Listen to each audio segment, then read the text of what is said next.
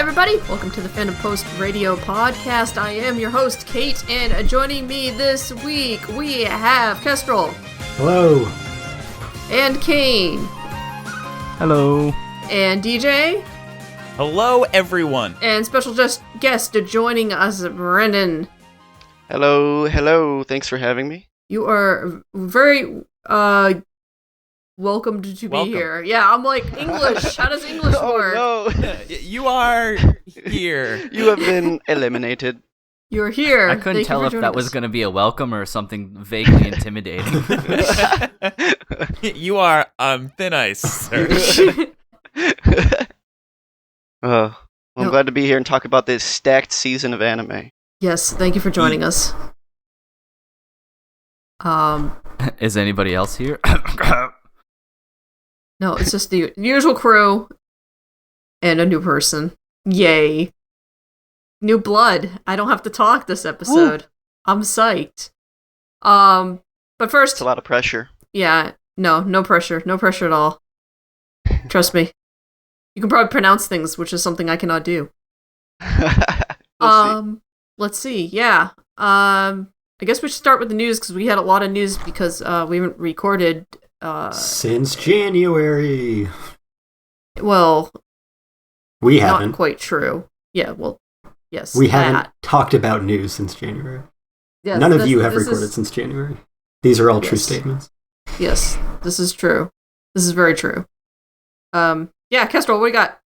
Yeah, so I got lots of news. We'll see what we get through. So, last, I don't know how many, a bunch of episodes where we've talked about news, we've had some new record that the Demon Slayer movie was setting in box office gross, specifically some new #1 spot that it took. So last time it was that it became the highest grossing Japanese film of all time, which I expected to be the last of those. And that was mostly true. However, since that time, several sources have reported the same thing. So apparently they didn't agree that it was #1 yet. Now they all do. Additionally, it kind of artificially got a number 1 on another list, which is that it got its MPAA rating, because it's going to be coming to US theaters, and it got rated R, and so it immediately became the highest grossing R-rated anime film of all time by a 3-to-1 ratio with the previous #1, and that was before it had ever shown in a theater in the country to which the R rating belongs to, which I find very amusing. And yeah, I think it got a short theatrical run in Florida for its Oscar qualification, which obviously did not get the nomination. I don't think anyone was expecting it to. But it is also coming to a somewhat wider theater base in, it's going to be 1 week from now that the listing goes up, and then 2 weeks from then that it will be starting. So see what the state of the country is at that point, what the state of theaters are, and if it makes sense to go to a theater in 3 weeks. But anyway, so that's the news on the movie. However, now that it has, achieved every box office record that it possibly could, the next obvious piece of news that everyone was waiting for was the announcement of more of the series, or more movies, I suppose it could be. And we got that. So, new TV series coming by the end of the year. Hooray! Yeah. Nice. Gotta watch season 1. Still UFO table, correct? Yep, same everything, I believe. We good. Mappa. Just give Mappa the Mappa take Sure. over. I'll take it. The movie covers like a whole segment of the manga, right? Like a whole story arc, so they're just gonna jump off of that into the second season of the show? Or are we gonna have like a weird DB Super situation where they try to cover the movies really quickly and poorly? No, they did announce that this new season would be the arc after the one covered in the movie. That's a good question. Ah, good. That's the way it should be. I don't like how DB Super did that. It's like, just watch the movie. Right. Yeah, and we could have ended up in an awkward situation. Maybe some people still will, depending on how they like to watch movies.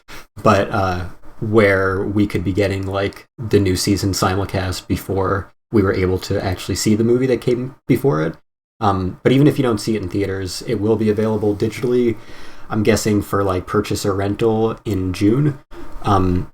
So hopefully the Blu-ray will be not too long after that. I forget when it's getting released in Japan, but it is like up for pre-order and stuff, so it has a date and everything. And they've been pretty quick about turnaround times for those movies for both Aniplex and Funimation. So hopefully, I'm guessing the second season will be fall. So hopefully the Blu-ray is out by then and everything. But yeah, that's the deal. What's the previous R-rated movie? Ghost in the Shell? No. So looking at this, it makes me realize how there are like no R-rated animated films, because let's look at these highest grossing for a second. Or is it like Demon City and like Shinjuku and those like heavy late 90s, which I don't even think got a theater run. So I don't know. Yeah, surprise me. Yeah, so heavy metal. The second highest rated R-rated animated film of all time was Sausage Party. I forgot that was a thing that existed. Oh my fucking god, no way. Totally an anime. I am glad that was dethroned. Yeah, okay. Yeah. Just to give you an idea of how few high-grossing R-rated animated films there are, this new number one, which has not premiered in America yet, other than a short Florida run for Oscar qualification, the Demon Slayer movie, immediately took this spot with over 3 times the gross of Sausage Party, which had nearly twice the gross of the one below it, which was South Park, Bigger, Longer, and Uncut, which had nearly 4 times the gross of the one under it, which was Pink Floyd The Wall, which had nearly double the one immediately below it, which was Waltz with Bashir. So what you're saying is there are only 3 R-rated animated films that have ever made money. Essentially, yeah. So the Demon Slayer one, before it has gotten to most countries where it would make more money, has an over $423 million gross. By the way, I believe we established that 20,000 of that went to the actual creator. Such horseshit. He's such horseshit. Also, real quick, Waltz with Bashir is super good if you haven't seen it. Okay. I think it's rotoscoped, but yeah, it's very, very good. I have a feeling a lot of like R-rated animated movies are rotoscoped. Well, they're either rotoscoped or weird 1970s experiments like Fritz the Cat. Yeah, exactly, and a lot of that stuff was rotoscoped, and that's when a lot of that shit came out. Like, when I think R-rated, like, animated movies, I think, like, weird shit from the 70s and early 80s. Yeah, right under Waltz with Bashir is A Scanner Darkly, which is, of course, also rotoscoped. That movie fucking rules, too. So that means Akira did not get a R rating when it came out? No, I'm guessing it was just, like, unrated or something. Yeah, probably. But yeah, so Demon Slayer movie, $423 million. Sausage Party, $140 million. South Park, $83 million. Pink Floyd The Wall, $22 million. Waltz with Bashir, $11 million. So it drops real quick. From 1 to 5, it's 423 to 11. Yeah, it's crazy. Explicit weebs win the day. Yeah. I was going to ask about Cool World, but did you know that got a PG-13 rating? What? You know what that is? Yeah, Cool World has it's like a more adult version Roger Rabbit. Yeah, basically. It has garbage. Brad Pitt in it. Interesting. Yeah, it's Brad Pitt and it's kind of garbage. So yeah, before he got big. Like, this is around the same time I think he did 12 Monkeys and stuff. Mm-hmm. Oh, wow. But yeah, I thought that got an R rating. No, that's a PG-13, which fucks with me. I think it also doesn't count the hybrid films in that ranking. True. Anyway. Yeah.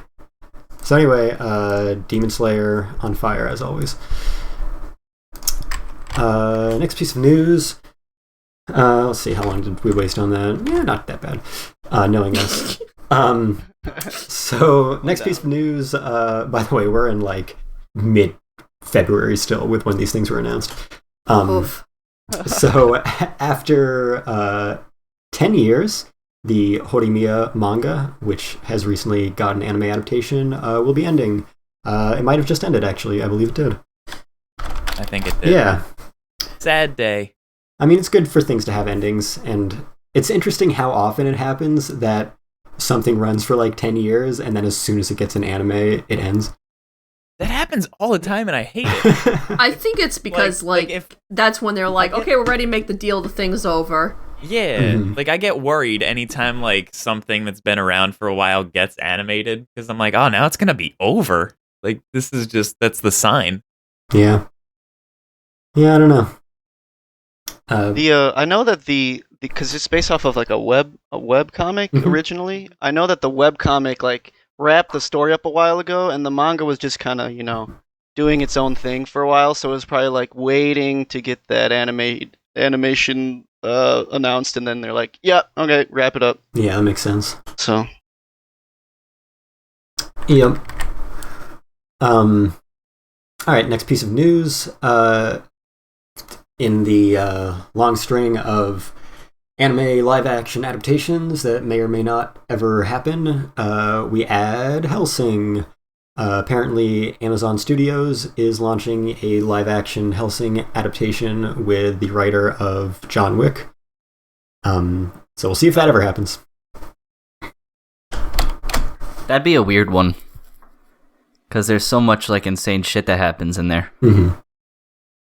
Yeah, that's edgy for... Yeah. I would really endorse this movie being just campy as hell. I'd be all about it.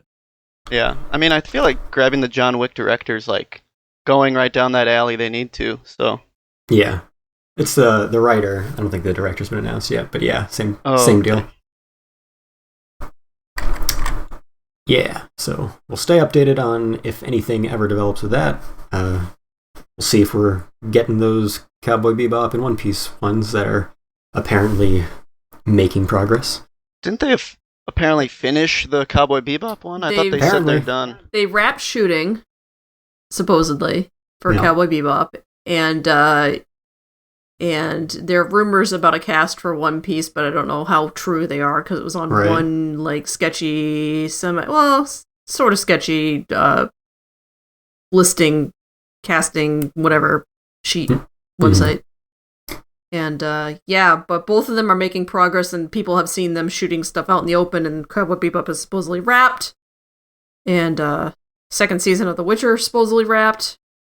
Oh, yeah. Did it? I didn't hear that. that It was was today. Yeah. Mm-hmm. Nice. Henry Cavill put up a picture of himself as in the armor. I was like, I was talking about that yesterday. I want more immediately. I love that, man. Agreed. I can't wait for Bebop to be released and it has a full 1990s nu metal soundtrack. Oh no. So it's just corn and shit. Oh yeah, that. give me some ICP. oh, that would be so bad. Limp Bizkit. Limp Bizkit. It's Bizkit. Get it right. I'm sorry. You gotta hit that Z really hard. Yeah. Oh, gross. As long as they throw in some ska, I think we'll be good. Ska. Oh my god. Ska. I could roll with a Bebop ska soundtrack. That'd be so random. Both of those are so far outside what I think of Cowboy Bebop music. At least ska is listenable. I don't think it's been legal to play Limp Bizkit since 2001. Yes. Yo, why are you hating on Fred Durst like that? Oh, why aren't you? Is the question. Yeah. All right. Next piece of news. A long-awaited sequel after 8 years. The Devil is a Part-Timer. The Devil is a Part-Timer is getting a second season. Woo!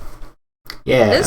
The novels for this already ended. So now, long after the fact, we're getting more of this, which is great. Has it been that long? How long has it been since they ended? I feel like it has. The novels ended in August, I think, of last year. Oh, then not that long. No, but it was just far enough out the window that I'm oh, they're never revisiting this, whatever. People were mad with the ending because their couple match didn't get picked, or people were pissed. I don't know. People are always that's mad. classic. Yeah, that's classic. I read it and I was like, oh, good. But the I'm stoked. Animation style's changed a little bit. Obviously, it's been a hot minute. Yeah, I don't think they've even confirmed who the studio is, if it's still White Fox or someone else. Yeah, it's probably somebody else, but who knows? I don't know. I'm stoked. Yeah. Mighty Steed Doulahan, ready for his return. Oh, yeah. It's been so long since I've seen it, I forget almost everything about it. I feel like you don't need to remember that much. Yeah, I mean, and if you do, you can just go back and rewatch the first season because it wasn't that long anyway. Yeah. You know, the only thing I really remember from it is when the main character guy did a good job selling those pepper fries. That's all that matters, man. That's all that matters. That's it. That's all I remember is that he worked really hard to sell those goddamn black pepper fries, and he did it. Yeah. So I guess that must be the whole linchpin of the series, if I remembered it. I mean, it's the linchpin of his life. I thought the show was gonna be stuck in like no season 2, like purgatory. It was up there with like No Game No Life season 2. It was like one of the ones that everyone always brought up. 2. Yeah. Oh my goodness. But now I guess Spice and Wolf. More hope. Maybe we can get Spice and Wolf now. Both No Game No Life and Nozaki are more recent than this still, so you never know. Yeah. I think Hellgirl was like 10 years between season 3 and season 4. Yeah, it happens occasionally. Something like that. Yeah. I mean, I was watching Seiyuki a couple years ago. Seiyuki was another big example, yeah. Every time we get another season of The Eccentric Family, although that was because they were waiting for another novel to adapt, but... Yeah, and that wasn't quite as long, because I think the first season of that was 2013, if I remember correctly, yeah. But they want to make a third season, so if the guy ever writes the third novel, the animators want to come back and do the third season to finish it out, so... Mm-hmm. I hope they do. Alright. Next piece of news. Speaking of will it ever happen, Hayao Miyazaki, now 80 years old, is apparently halfway done with the animation on his most recent out-of-retirement final film ever. I was ready for you to say he announced his retirement. And he announced his retirement. Now, the day this movie gets released, he will announce his retirement. And then he'll make another movie next year. Yes. Well, not next year because... Well, not next year. Yeah, whenever it's done. 20 years later. Because this one will, I think at the earliest, be out 10 years after his previous movie.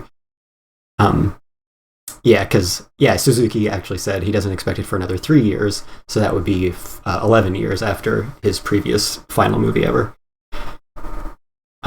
And also that Studio Ghibli has another film in the works. Hopefully it is not anything like Earwig and the Witch, which is... That looked very bad. It is bad. I was gonna ask, how was that? It is unbelievably bad, yeah. I'm good. Yeah. I'm not gonna subject myself to that. Yeah.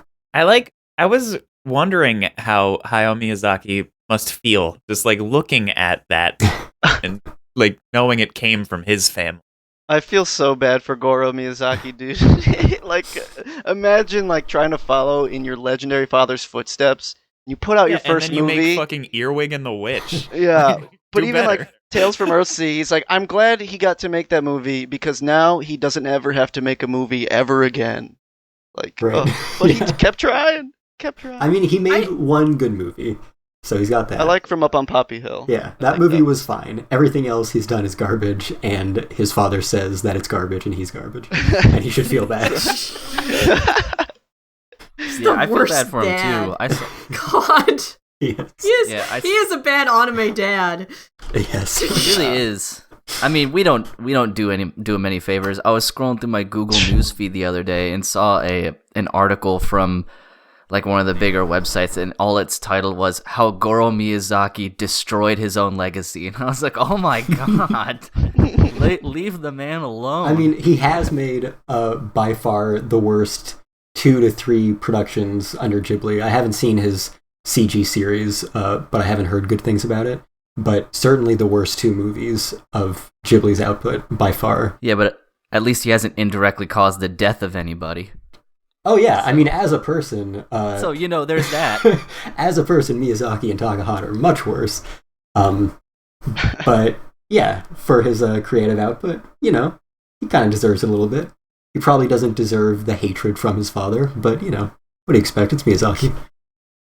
From Up on Poppy Hill is good too. I agree. Mm-hmm. Emily and I watched that for the first time. I didn't like the ending a whole lot. Mm-hmm. Not the ending that happened, but the order of events of the ending. Mm-hmm. But it was a fine movie. I liked it. So the main theme song was really good. Had an old ass French historical building that we lived in and did shit in. That'd be cool as hell. But we didn't. We just had asbestos in the ceiling. They were soot sprites. They were just murderers. Lord. Oh. Sorry, Brandon. Were you saying something? Oh no, I was just on top of that saying I really liked the theme song for Up on Poppy Hill. I liked it so much that I found a 45 vinyl in California, and I had it sent to me because I liked the song so much. Nice. I can't remember the theme song of From Up on Poppy Hill. All I know is that every time I hear the title, the Gorillaz song Up on Melancholy Hill plays in my head. Boop, boop, boop. It's a good song. They're the same song. I was disappointed when I saw From Up on Poppy Hill, and that was not the theme song. Yeah. We'll let her grade lower. Kate, did you have something? That witch movie Uh-huh. really pissed me off because every time I heard the title of it, I kept thinking about the movie that has a similar title with a very, very, very, very different plot line. I don't know what movie you're I don't know what you're talking about. Is it The Witch, or which one? Is it another anime movie, or is this No, it's not. It's totally in a completely different other Are you talking direction. about Hedwig and the Angry Inch? Yes. There we go. I'm all That's what I thought. Yeah. It took me a moment. Yeah, but it's right there, and I'm I can't disassociate those two names from each other. That's still not as bad as let me see if I can get them right. So the anime that aired, I guess 2 seasons ago now, Sleepy Princess in the Demon Castle. Yeah, and that's right. The first Dragon Ball movie, Sleeping Princess in Devil's Castle. Damn, those. You could probably sue over those 2 titles if you really wanted to. The Japanese titles probably are less similar, I would guess. Which is probably why it hasn't been an issue. But Funimation has them both in the US, so I guess it doesn't matter. Mm-hmm. Nope, yeah. Nobody cares. Nope. All right. In related but sad news. Yeah, so speaking of Miyazaki, one of his initial mentors who really taught him a lot of what he used to create his career, Yasuo Otsuka, has passed away at age 89. Not only did he mentor both Miyazaki and Takahata at several studios, both Toei and TMS, whatever it was called at the time, but while at TMS, he was one of the main forces in getting the Lupin anime started, and he had stayed with the franchise for longer than pretty much anyone who was on the original staff. He was responsible for replacing the original director with Miyazaki and Takahata, which directly led into Miyazaki getting his first film directing job with Castle of Cagliostro, which Otsuka was still, I think, character designer and animation director on. He continued working on Lupin anime until, I think, 2007, and he was also pretty important in the founding of Studio Ghibli. Suzuki announced this to the world, basically, while receiving, some achievement award, and said that they would be nowhere without him. And, yeah, he worked with them in the early days some, and Miyazaki still credits him as, his most important mentor throughout all the years. So, yeah, not a household name, but probably some of the household names that do exist in the industry wouldn't be in the state that they are without him. So sad to see him go. Yeah, rest in peace. I had a excerpt I pulled from so I recently picked up the Miyazaki's Starting Point book, which is like a collection of his like memoirs and stuff. And I found a section that was about Otsuka, and I thought it was really interesting because the story was basically about them drinking after wrapping up a production, and then Otsuka like drunkenly driving his car into a ditch and getting it stuck there. And the car that he has is the Fiat, which is like the trademark Lupin car and like what it's all based off of. But reading that little excerpt was just like, it seemed like out of all the things Miyazaki could have talked about, he talked about it's like a time palling around with his mentor. And I thought that was really sweet. But I just wanted to quote one of the last lines that he says about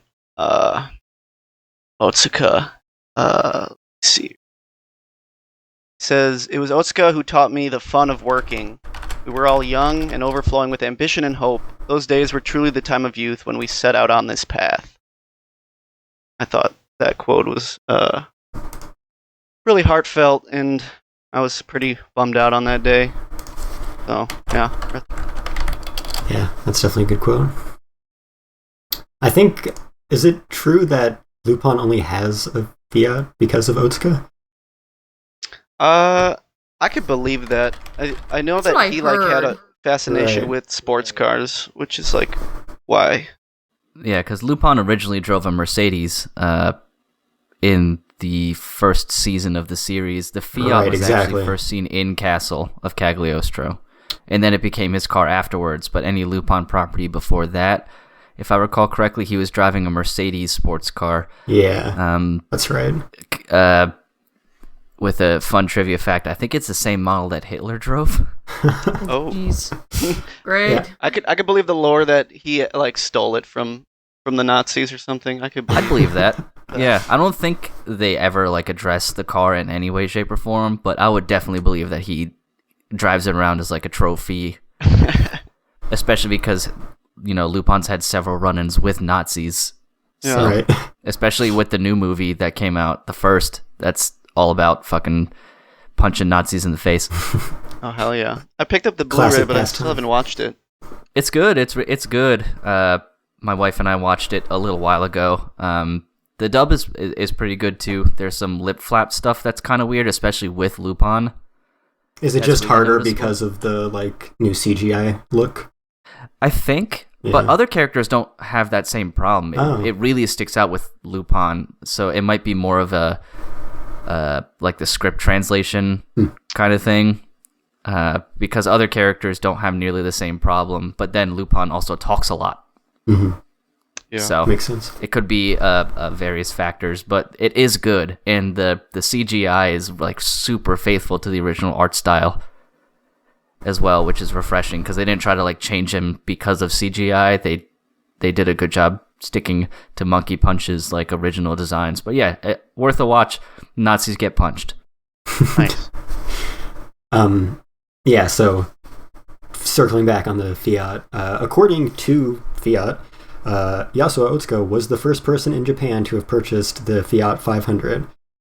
His car was used as a base for the animators during the Castle of Cagliostro and the Fuma conspiracy as it was parked outside of the studio. Another fun fact, he was responsible for the green jacket. Makes sense. Yeah. Alright, so next piece of news. Oh boy, this is one that we could talk about for a long time with no expertise on the matter whatsoever. So a while ago, we talked about how Funimation was going to acquire Crunchyroll. Now the U.S. Justice Department has extended an antitrust review of that proposed acquisition. Yeah. Go ahead. Yeah. Say your thoughts. It's understandable. I don't know a whole lot either, but there is a point where you turn into a monopoly or a duopoly after a certain point, which is not good in any like circumstances for how the American system works. So I don't know enough about it, but this doesn't surprise me because they were buying up everything. So now who knows how much the justice system really cares because it's anime and not like cell phone, networks or Disney, which is too big to fail at this point. But it doesn't surprise me at all. I had thought about it briefly when it was announced because I think we even joked about it. It was like they're just buying everything. Mm-hmm. Yeah, I mean, definitely when that was announced, we were like, they have an effective monopoly in this corner of the market if this goes through. Yeah. So this shouldn't surprise anybody at all. Now it just turns into, do they really care all that much? My favorite part was that Sony was like, no, we have competitors. Have you heard of High Dive? They're real big. They're a real threat to us. Don't worry. They have almost 0.1% of the market share. That's enormous. Right. Yeah, I don't even think it's that much. Probably not. I was trying to be generous. My reaction was, I'm surprised that they did care enough to check, because they haven't been stopping literally anything else, and this is the thing they decide to review? Maybe it's because there's a new administration in power now, but I was like, what, okay. Just gonna let everything else go through, but this is what you stop? Maybe there is some weebs in Washington. That's the only thing, that was what me and, like, a bunch of the people were like, oh shit, somebody there's pissed off about something. Yeah, it's strange. Like, or, I don't know, Sony's checked in and clear? I don't fucking know. That's my only thought. I imagine this will be something that we probably don't hear about for a while or ever again, I would reckon, unless they like come down hard. Sony will either wait out the 6 months and the deal will still go through, because AT&T wants their money, or they will actually put a stop to it, and then AT&T will have to find a different buyer for Crunchyroll, for better or worse. Yeah. It'll certainly be interesting. It's hard to know anything about the legal side of it, but I will just say best of luck to all the employees who know that they're going to be on the chopping block soon. For sure. Yeah, I don't envy that position. I don't think I envy anybody that's ever worked at Crunchyroll, because I imagine all you get is hate. I mean, I feel like in terms of working there, I've heard worse things about working at Funimation, but negative things about working at both.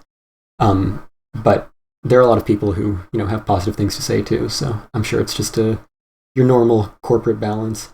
Also, I heard that Miles is no longer at Crunchyroll, which is surprising. Yeah, happened pretty recently. Yeah. So I don't know what's going on there. By the way, something that we're not discussing, for the past few years, we would have an episode after the Anime Awards and go through all those in great detail.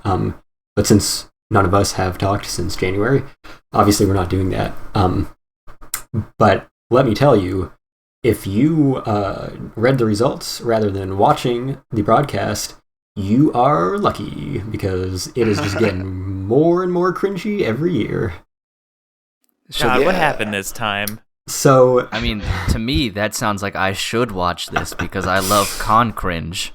Oh God, I hate it. God. It's the worst kind. So, they have their, like, I'm trying to be quick about this. They have their Crunchyroll Hime mascot, who they have, like, videos with Kizuna Ai and stuff.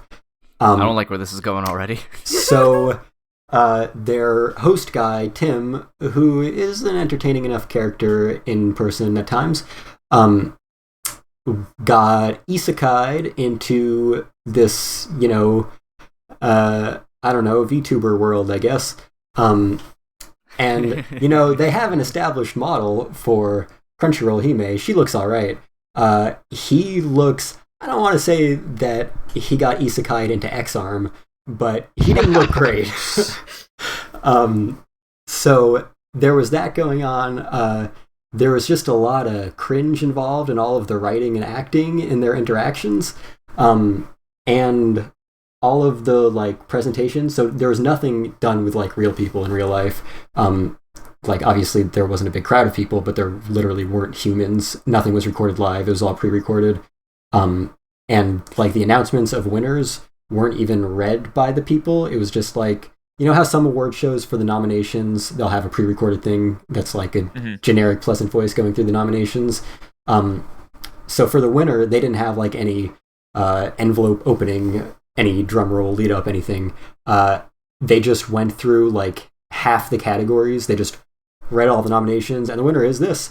And they just went through all of those with no like reactions to them or anything. What the fuck are they doing? It was so bad. Anyway. What's the point? We need our own. What's the point?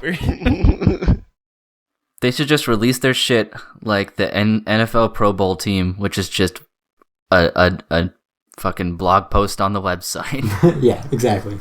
Just reading it was much form better. The Anime Academy, Mm-hmm. and like, no. like we have to become the people that will speak for the people, because the people clearly can't.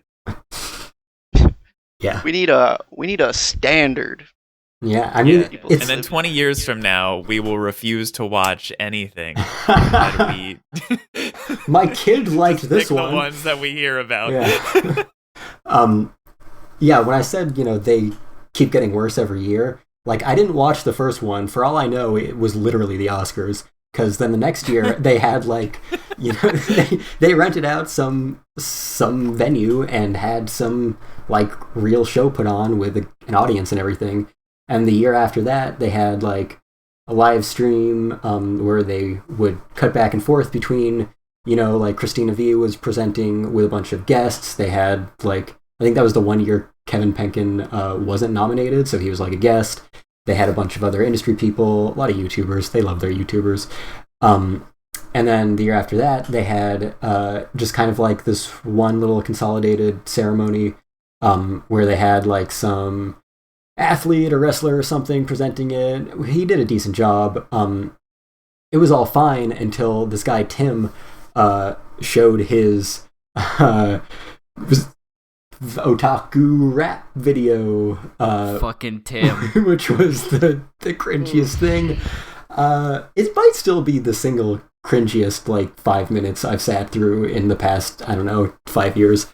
But that was enough to make up for the otherwise, competent presentation. And then this one was just like completely worthless all the way through. So next year, boy, I can't wait to see what happens. Oh boy. Man, that sounds like an incredible time. As a segue, the winner of Anime of the Year was my pick of their nominees, which was Jujutsu Kaisen, which should not really surprise anyone. And that ended a week ago today, I believe. And with that ending, a film was announced for the Jujutsu Kaisen 0 prequel manga. So yeah, that's cool. It's a good show, as we'll talk about, I'm sure. Yeah, I'm sure we'll talk about it. I don't know if are we done with the news now? Is this a segue? Is that what's happening? No, Nope. I'm just saying we'll talk about it later. Okay. I wasn't sure like where we were going with this, so we'll talk more about it. Yeah, It's a segue into more news. it is a segue into the next news article, which is another phenomenal MAPPA show that just ended in the past week and had an announcement of more with that ending, which is, of course, Attack on Titan final season, which we'll certainly be talking about. As we have known basically all along, this was only going to be the first half of the final season, just like season 3 was split in between 2 years. So we got the announcement when it ended that more will be coming starting in winter 2022. By my calculations of its adaptation rate, I expect 13 or 14 episodes for the conclusion. Okay. The manga will be ending in, I think, a week, maybe a little bit less now. The leaks are going to start coming. The leaks are probably going to start coming the next couple For sure, days. yeah. Which I'm glad that I've been That's very scary. successful at avoiding spoilers, even of things just released in the manga in general, throughout most of Attack on Titan. So yeah, as long as I can keep that up through this final season, I'll be good. But yeah, so if it is a slightly longer, like this one with the 16 episodes, a slightly longer season, I could see it starting in late December again. So yeah, probably either late December or early January for the final batch of Attack on Titan, and I would guess it'll wrap up around this time next year.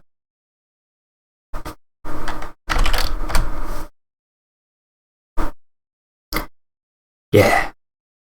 Another piece of news, license announcement for something that had gone unlicensed for a couple of years, is Dororo was picked up by Sentai, which really shouldn't come as much of a surprise to people who have been following Sentai's recent acquisitions, because they've been picking up pretty much everything that like Amazon Prime had the exclusive simulcast rights to, especially the Twin Engine stuff that includes Dororo, and hopefully something that they'll be announcing in the next few months, Vinland Saga, fingers crossed.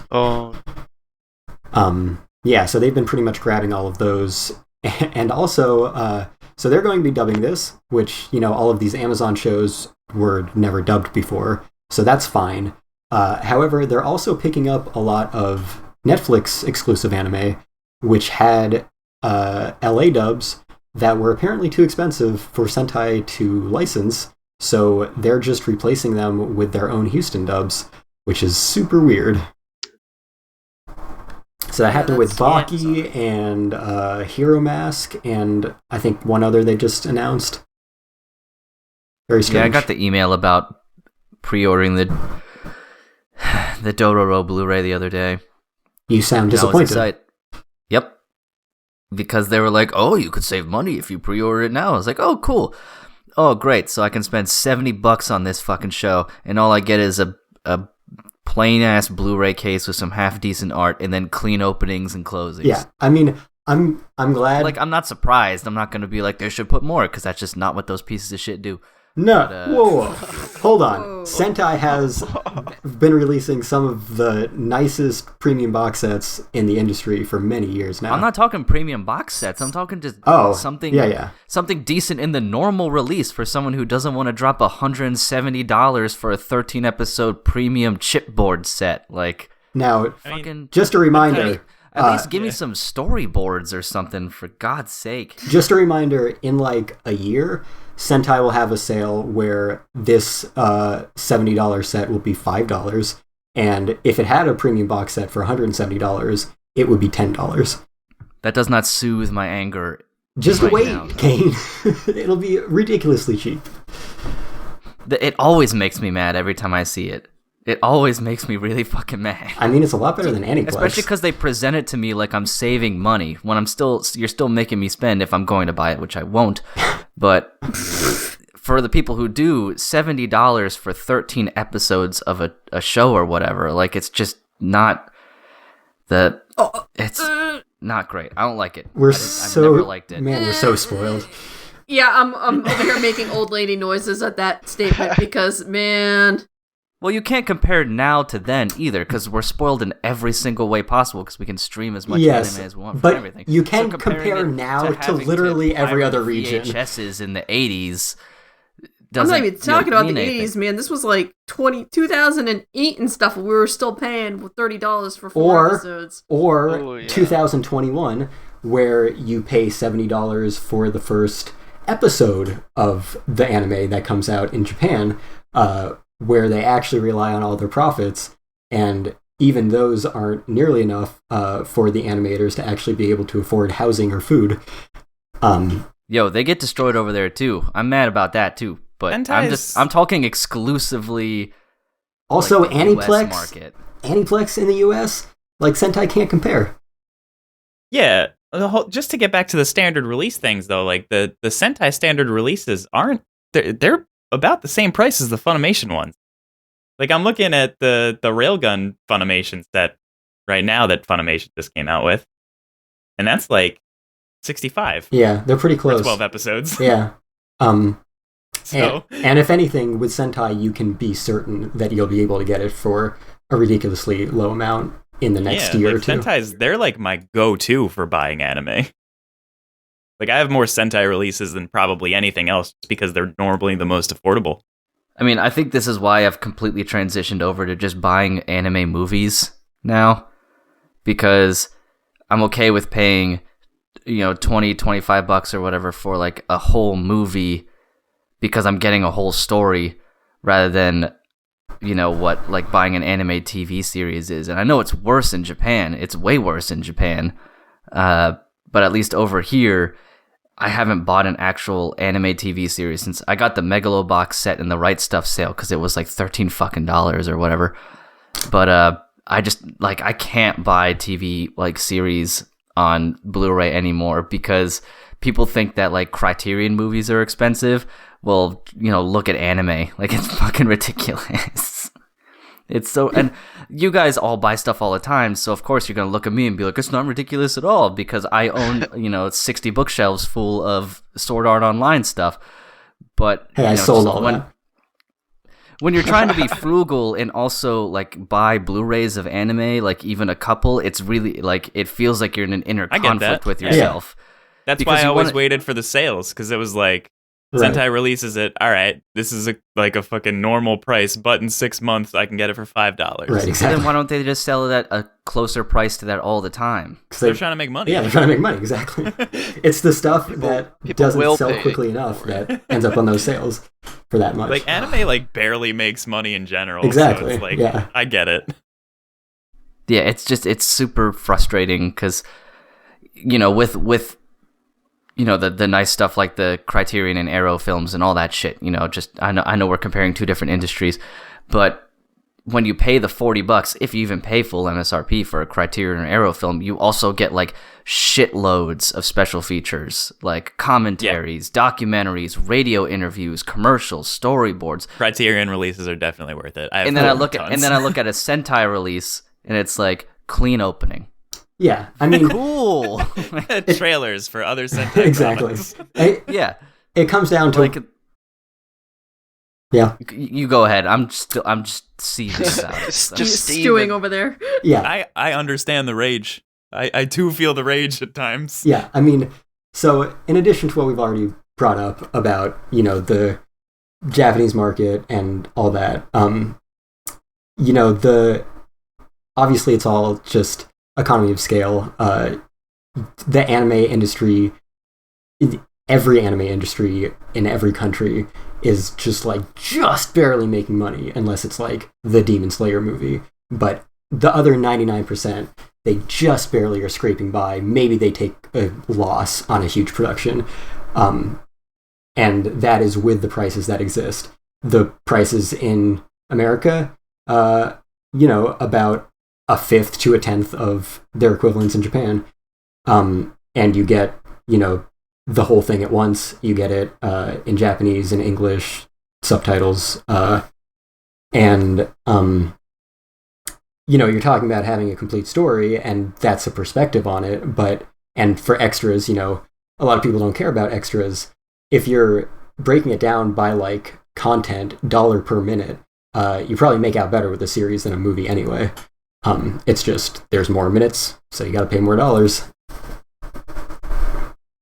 Yeah, I mean, that whole side of it is more business than anything. It's like, where can we shave so that we can get them the product they want without us having to do more than we need to, kind of thing. Yeah, and then the extras are they'll get whatever they can license from Japan. Not everyone is discotheque and is gonna dig through the annals of history to uncover everything that ever existed for the perfect Criterion-ish release. For the most part, Japan, remember as well, Japan doesn't want the American releases to be that good because we have the same region as them, and our releases give them the same content for a fifth to a tenth of the price.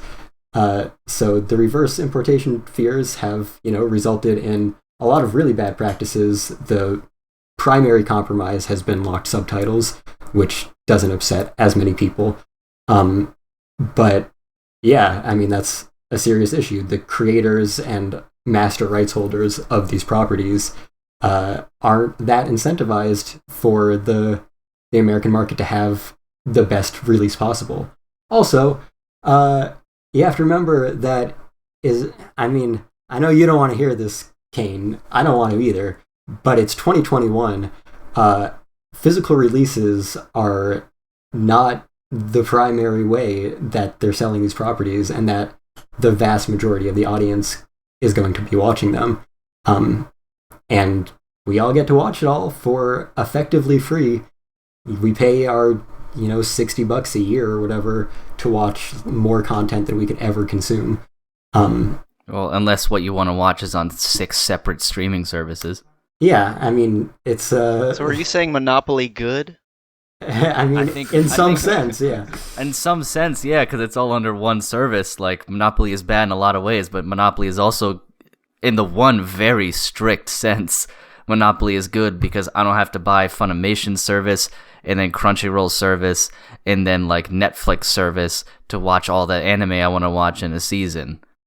But in terms of, what you're paying for the content, if you were relying on physical releases, even if it was $15 for each series, that's $15 times however many series you want to watch in a season, versus, you're paying at most, I don't know, $25 for a few services to watch, as many series as you want as soon as they air in Japan, which could be 2 series, it could be 50. So yeah, the main way to watch pay that $15 once, and then you have that series forever. Yes, as well. You don't pay $15 every month, or the company comes and takes your discs away.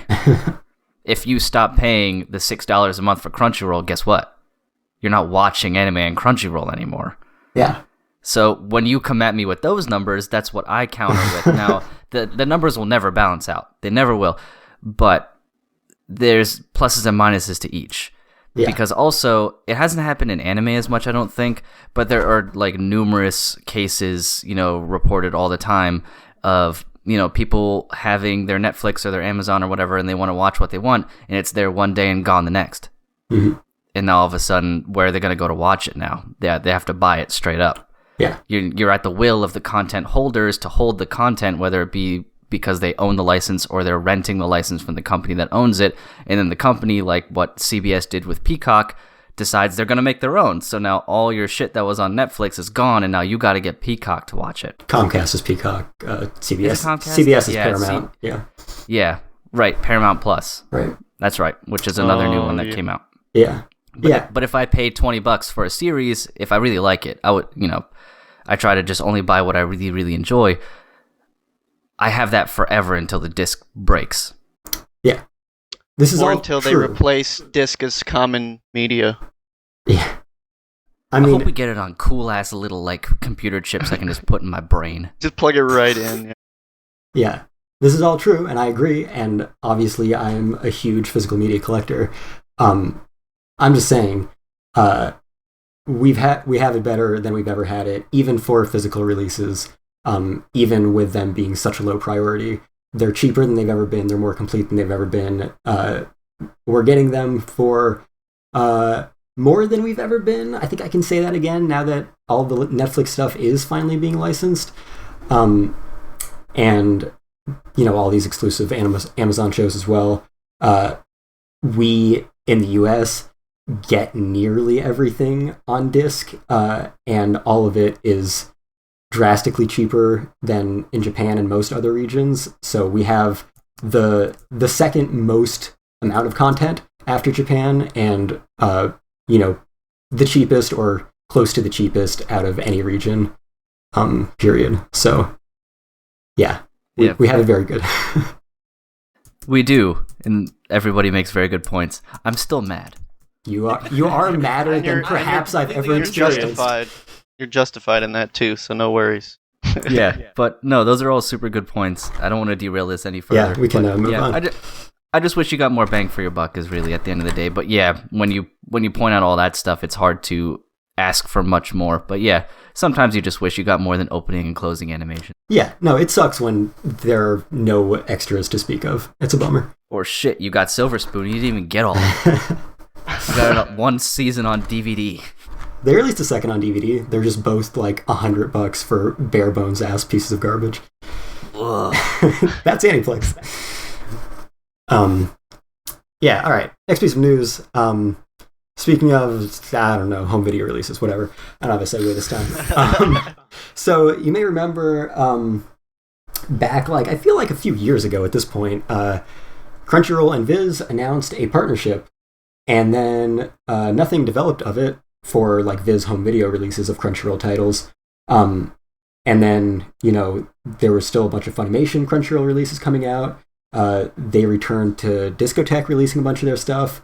They started a partnership with Sentai to release some of their stuff. And now if, you know, this acquisition does go through, it'll probably be all back to Funimation, or at least a lot of it will be back to Funimation.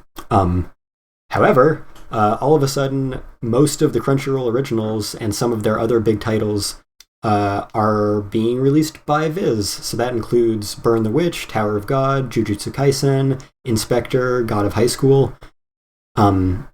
Yeah, so at this point, I guess it's kind of like how every company has their content on Crunchyroll. Crunchyroll is now releasing their content through every home media company, which is very interesting. But yeah, the Viz model is kind of license something and then do nothing with it for 5 years and then release it like once a year, which is bad, and which is why I was glad that nothing really developed out of the Viz Crunchyroll partnership.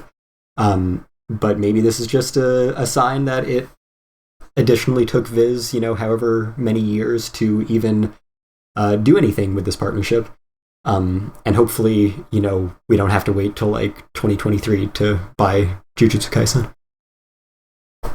I've always figured these partnerships always take a long gestation period in the first place, like to actually get, you know, stuff rolling between the two companies. It was just that, like, within the time between announcing this partnership and anything becoming of it, they had started and gotten to the point of actually releasing content from like 2 or 3 other partnerships in that time. Yeah. Weird. Yeah.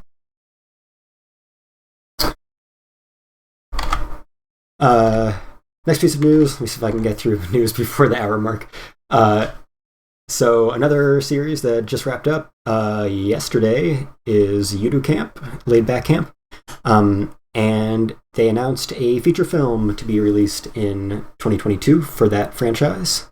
So yeah, great series. Hooray! Great series. And then probably another season after that. Hooray! Hopefully, yeah. Yeah, That's I'll what be most interested of to the see talk how I'm they hearing stretch is. an episode into a movie. Yeah. But yeah, It's should just gonna be be one big camping trip. It's gonna be awesome. Oh man. Yeah, like when they get to those end of season camping trips, they're kind of like arcs. You know, they last a few episodes. Yeah, so I could see it happening. Yeah. I hope Grandpa's there. Oh yeah, he's great. Oh my god, he's so great. I love that like they showed is great. 4 of the fucking characters this season. Oh, it's so good. We can talk about this after the last piece of news. Yeah.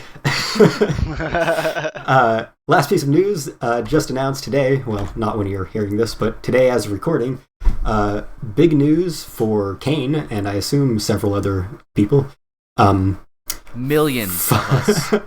Funimation suddenly announced all of Prince of Tennis is coming in the next several months to their streaming service. I don't think they announced like Blu-ray release, but they did announce that they are giving it a new dub. I don't know if that means all of it, but I assume so.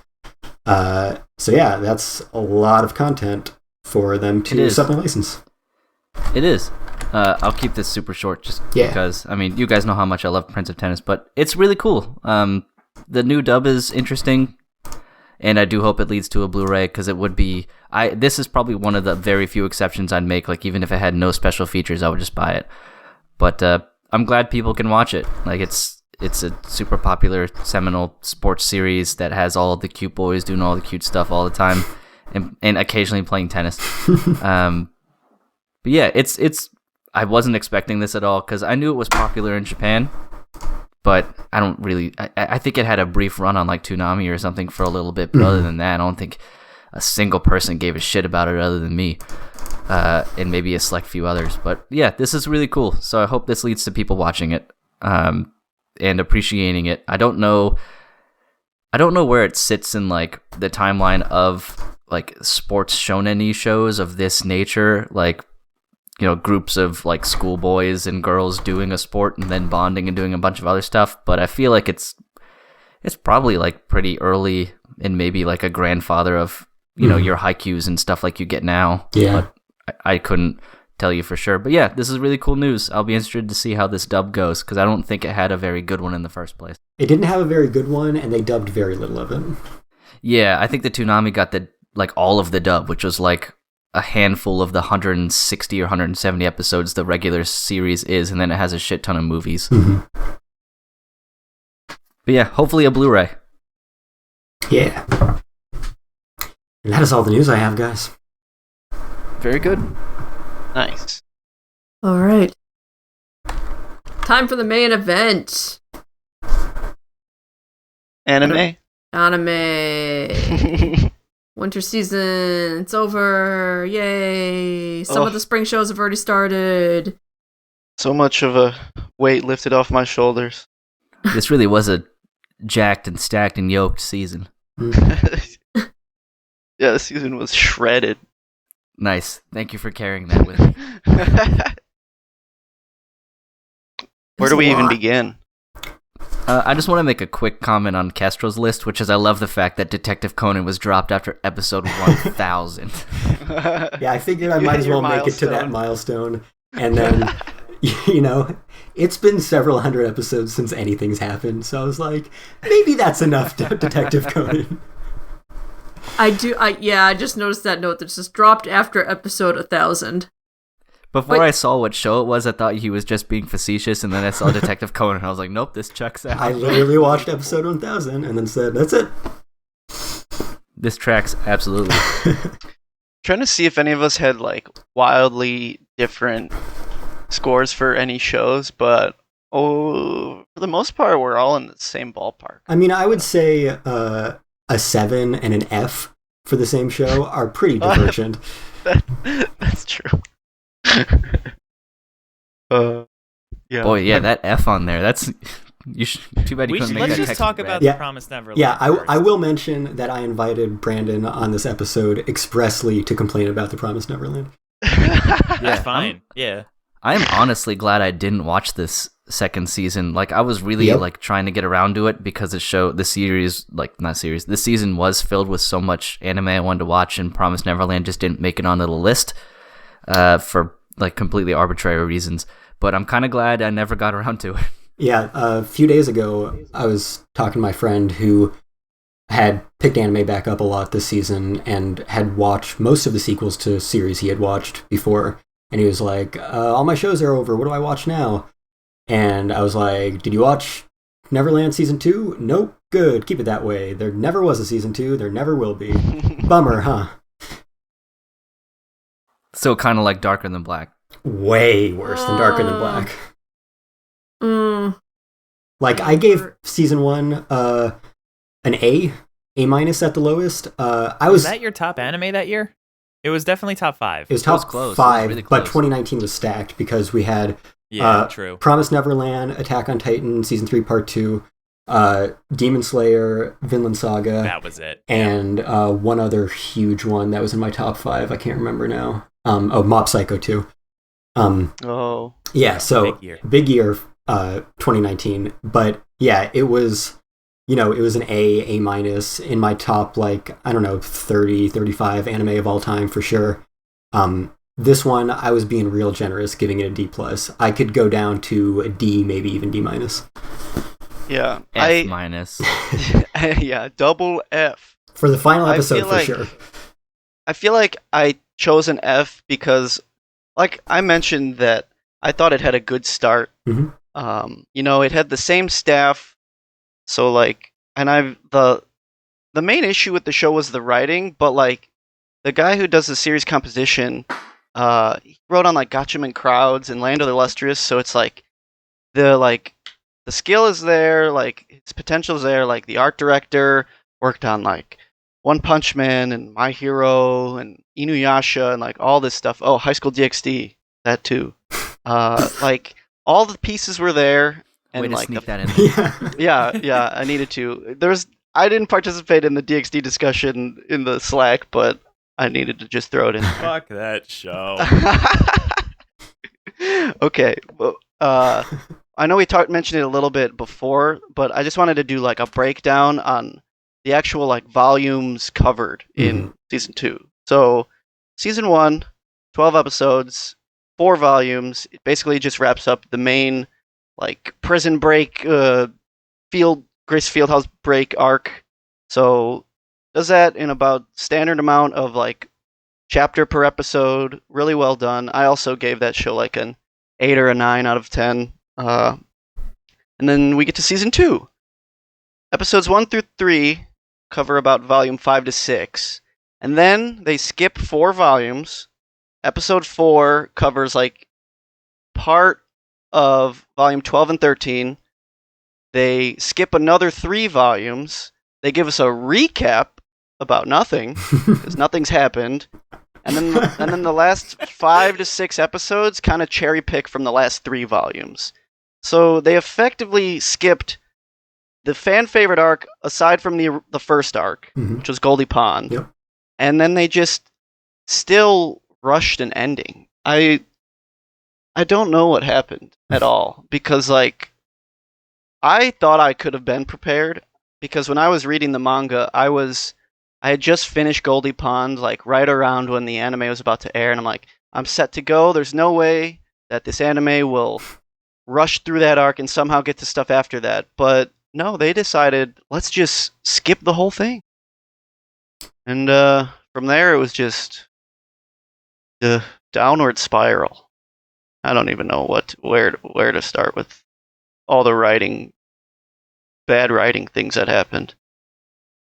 Yeah, and a few comments on what you said so far. Like, yeah, same staff, same studio. I mean, Cloverworks had a fucking banner season between Horimiya and Wonder Egg Priority. Great season for Cloverworks. They've been really consistent. Same main staff. The mangaka was involved in recreating this story, which is interesting. Yeah.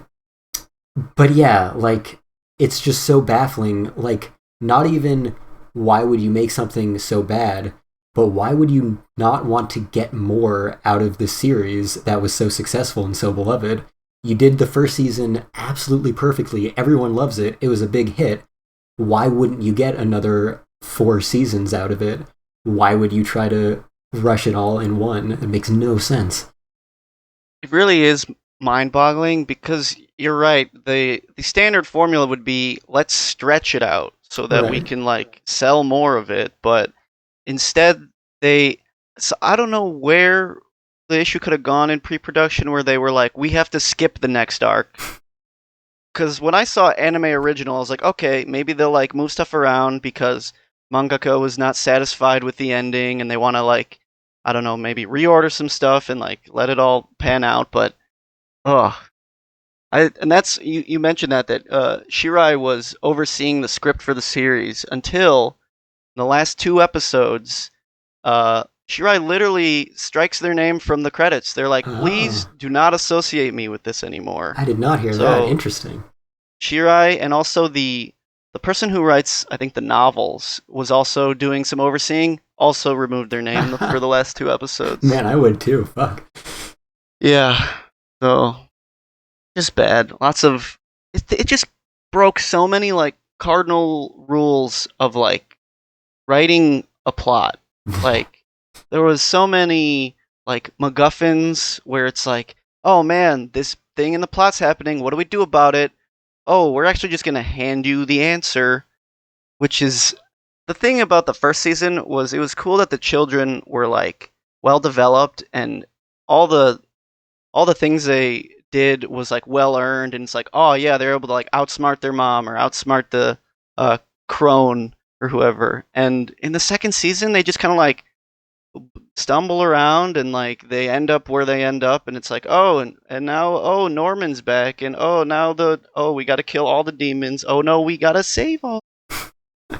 There's just no tension. Like the writing just like kept moving. They're like, plot reveal, psych, plot reveal. Yeah, exactly. Psych. Because really, it was all the plot reveals from the manga, but with none of the development that led to those plot reveals. So it makes absolutely no sense out of context. Yeah, and I'm sure people that didn't read the manga like could have found some semblance of like something decent there, but I don't know. Yeah. So DJ, as someone who has not read any of the manga. Okay, so it was bad. Thank you. Yeah, I liked it at first. That's all you need. I wasn't a huge fan of the first season. I liked it, but I didn't like any of the characters. I did not care at all. I thought the suspense was great, and I thought the suspense of the first few episodes of season 2 was also great.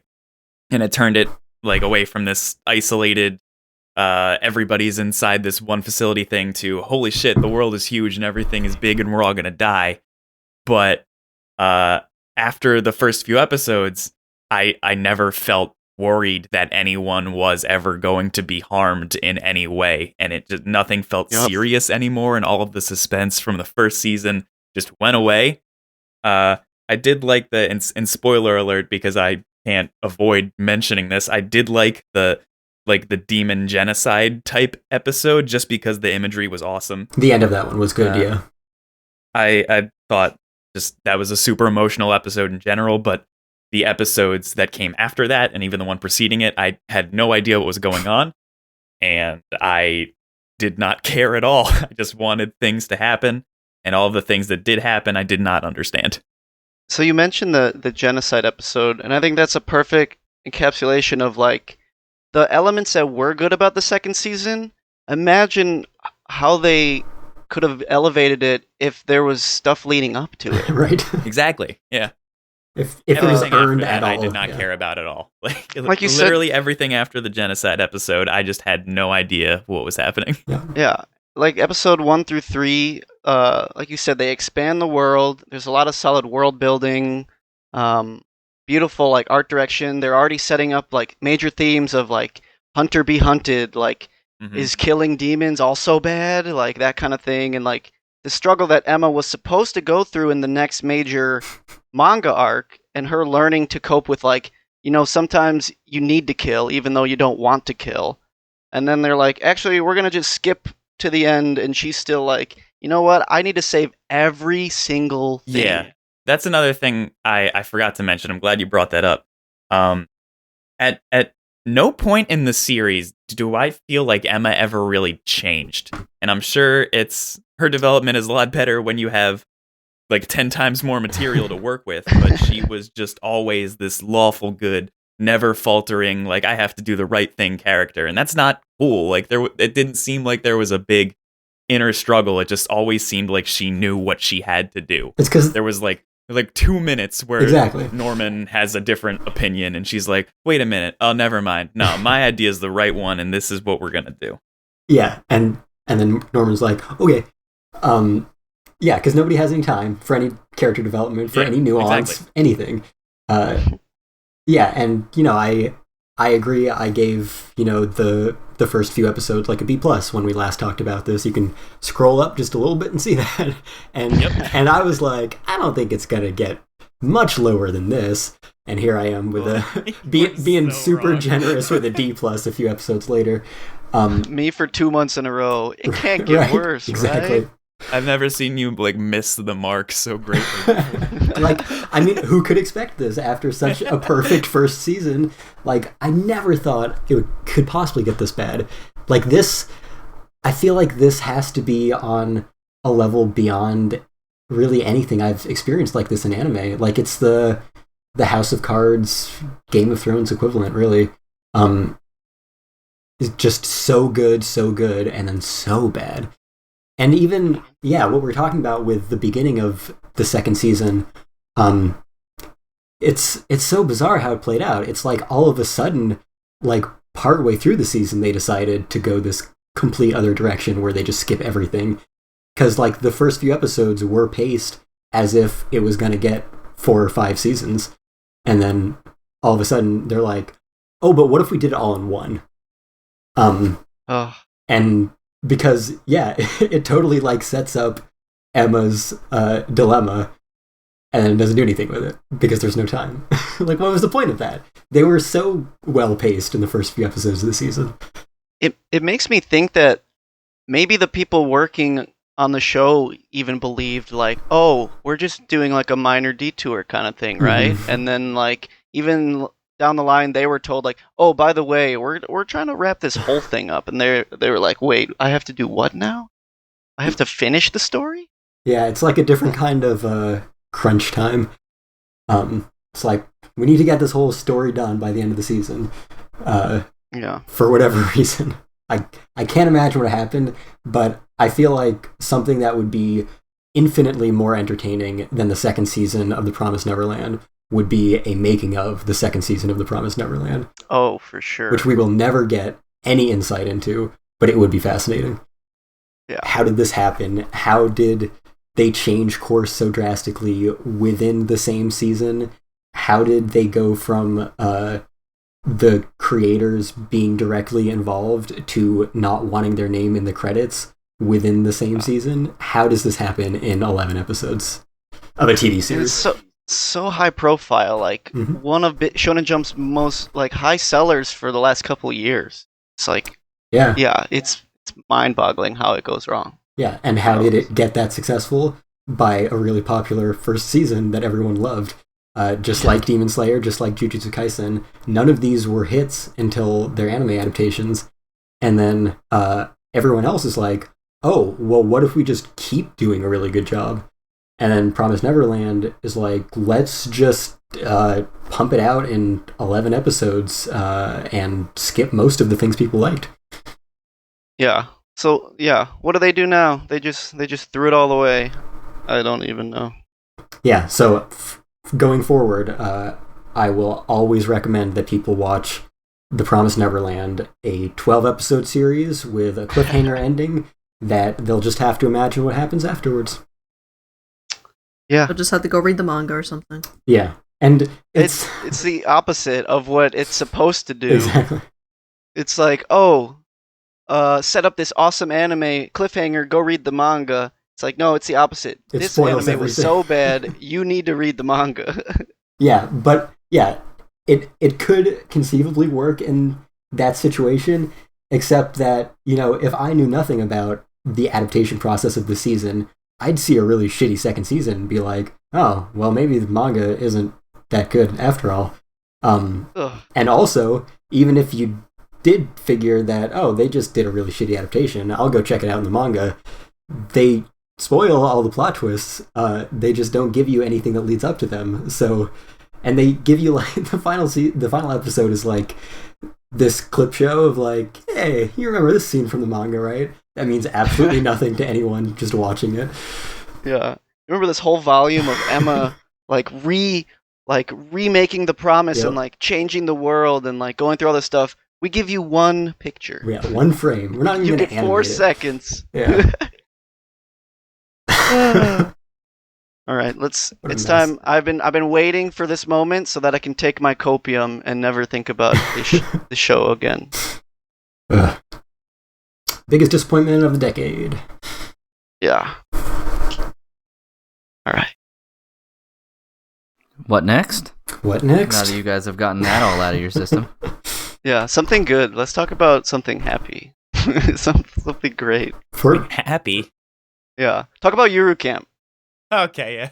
Were you going to say, yeah. Say One Direct priority. But... I know you, DJ. I knew where that was going. Let's talk about Eurocamp. I'm fine with that. I will always talk about Eurocamp. That's my desktop background. Nice. Okay, sure. I watched that, so I can contribute at least a little bit. Cool. All right. Yeah. So it was a rehash of, well, not a rehash, but just more of the first season, and I have zero problems with it again. Yeah, I still don't understand why I loved this season so much more, but it's like by far my favorite, standard cute girl Yashike. I think I overall liked the first season more, And I am 90% sure it's just because of the soundtrack. Like, the soundtrack was very similar in season 2, but they like didn't play some of my favorite songs as much. So it's like I didn't get that same feeling inside, you know. But there were like several moments, and we talked about this I guess back in January, since we haven't recorded since then. But there were several moments where that you just got like weirdly emotional, even though you shouldn't have been, right, for any reason. Exactly. So yeah, I'm glad that I was able to feel again. Feeling is good. Yeah, I think the first season, it was like, you know, the pretty top-notch cute girly Ashike, like, you know, non Biori at its finest kind of level. But it didn't make me feel. This season really made me feel, like, all the way through consistently. I had like really strong emotions about it, and there was never any justification for it. It's really interesting. I love Shimarine and her grandpa so much. Yep. Oh man, my heart melts. He is a very good grandpa. Oh, the meat. The mustache. Yeah, he's just the manliest man in the world. But also a teddy bear. No, I have to agree with what everyone's been saying, which, I mean, doesn't happen too often because I love being a fucking dick about shit. I feel that.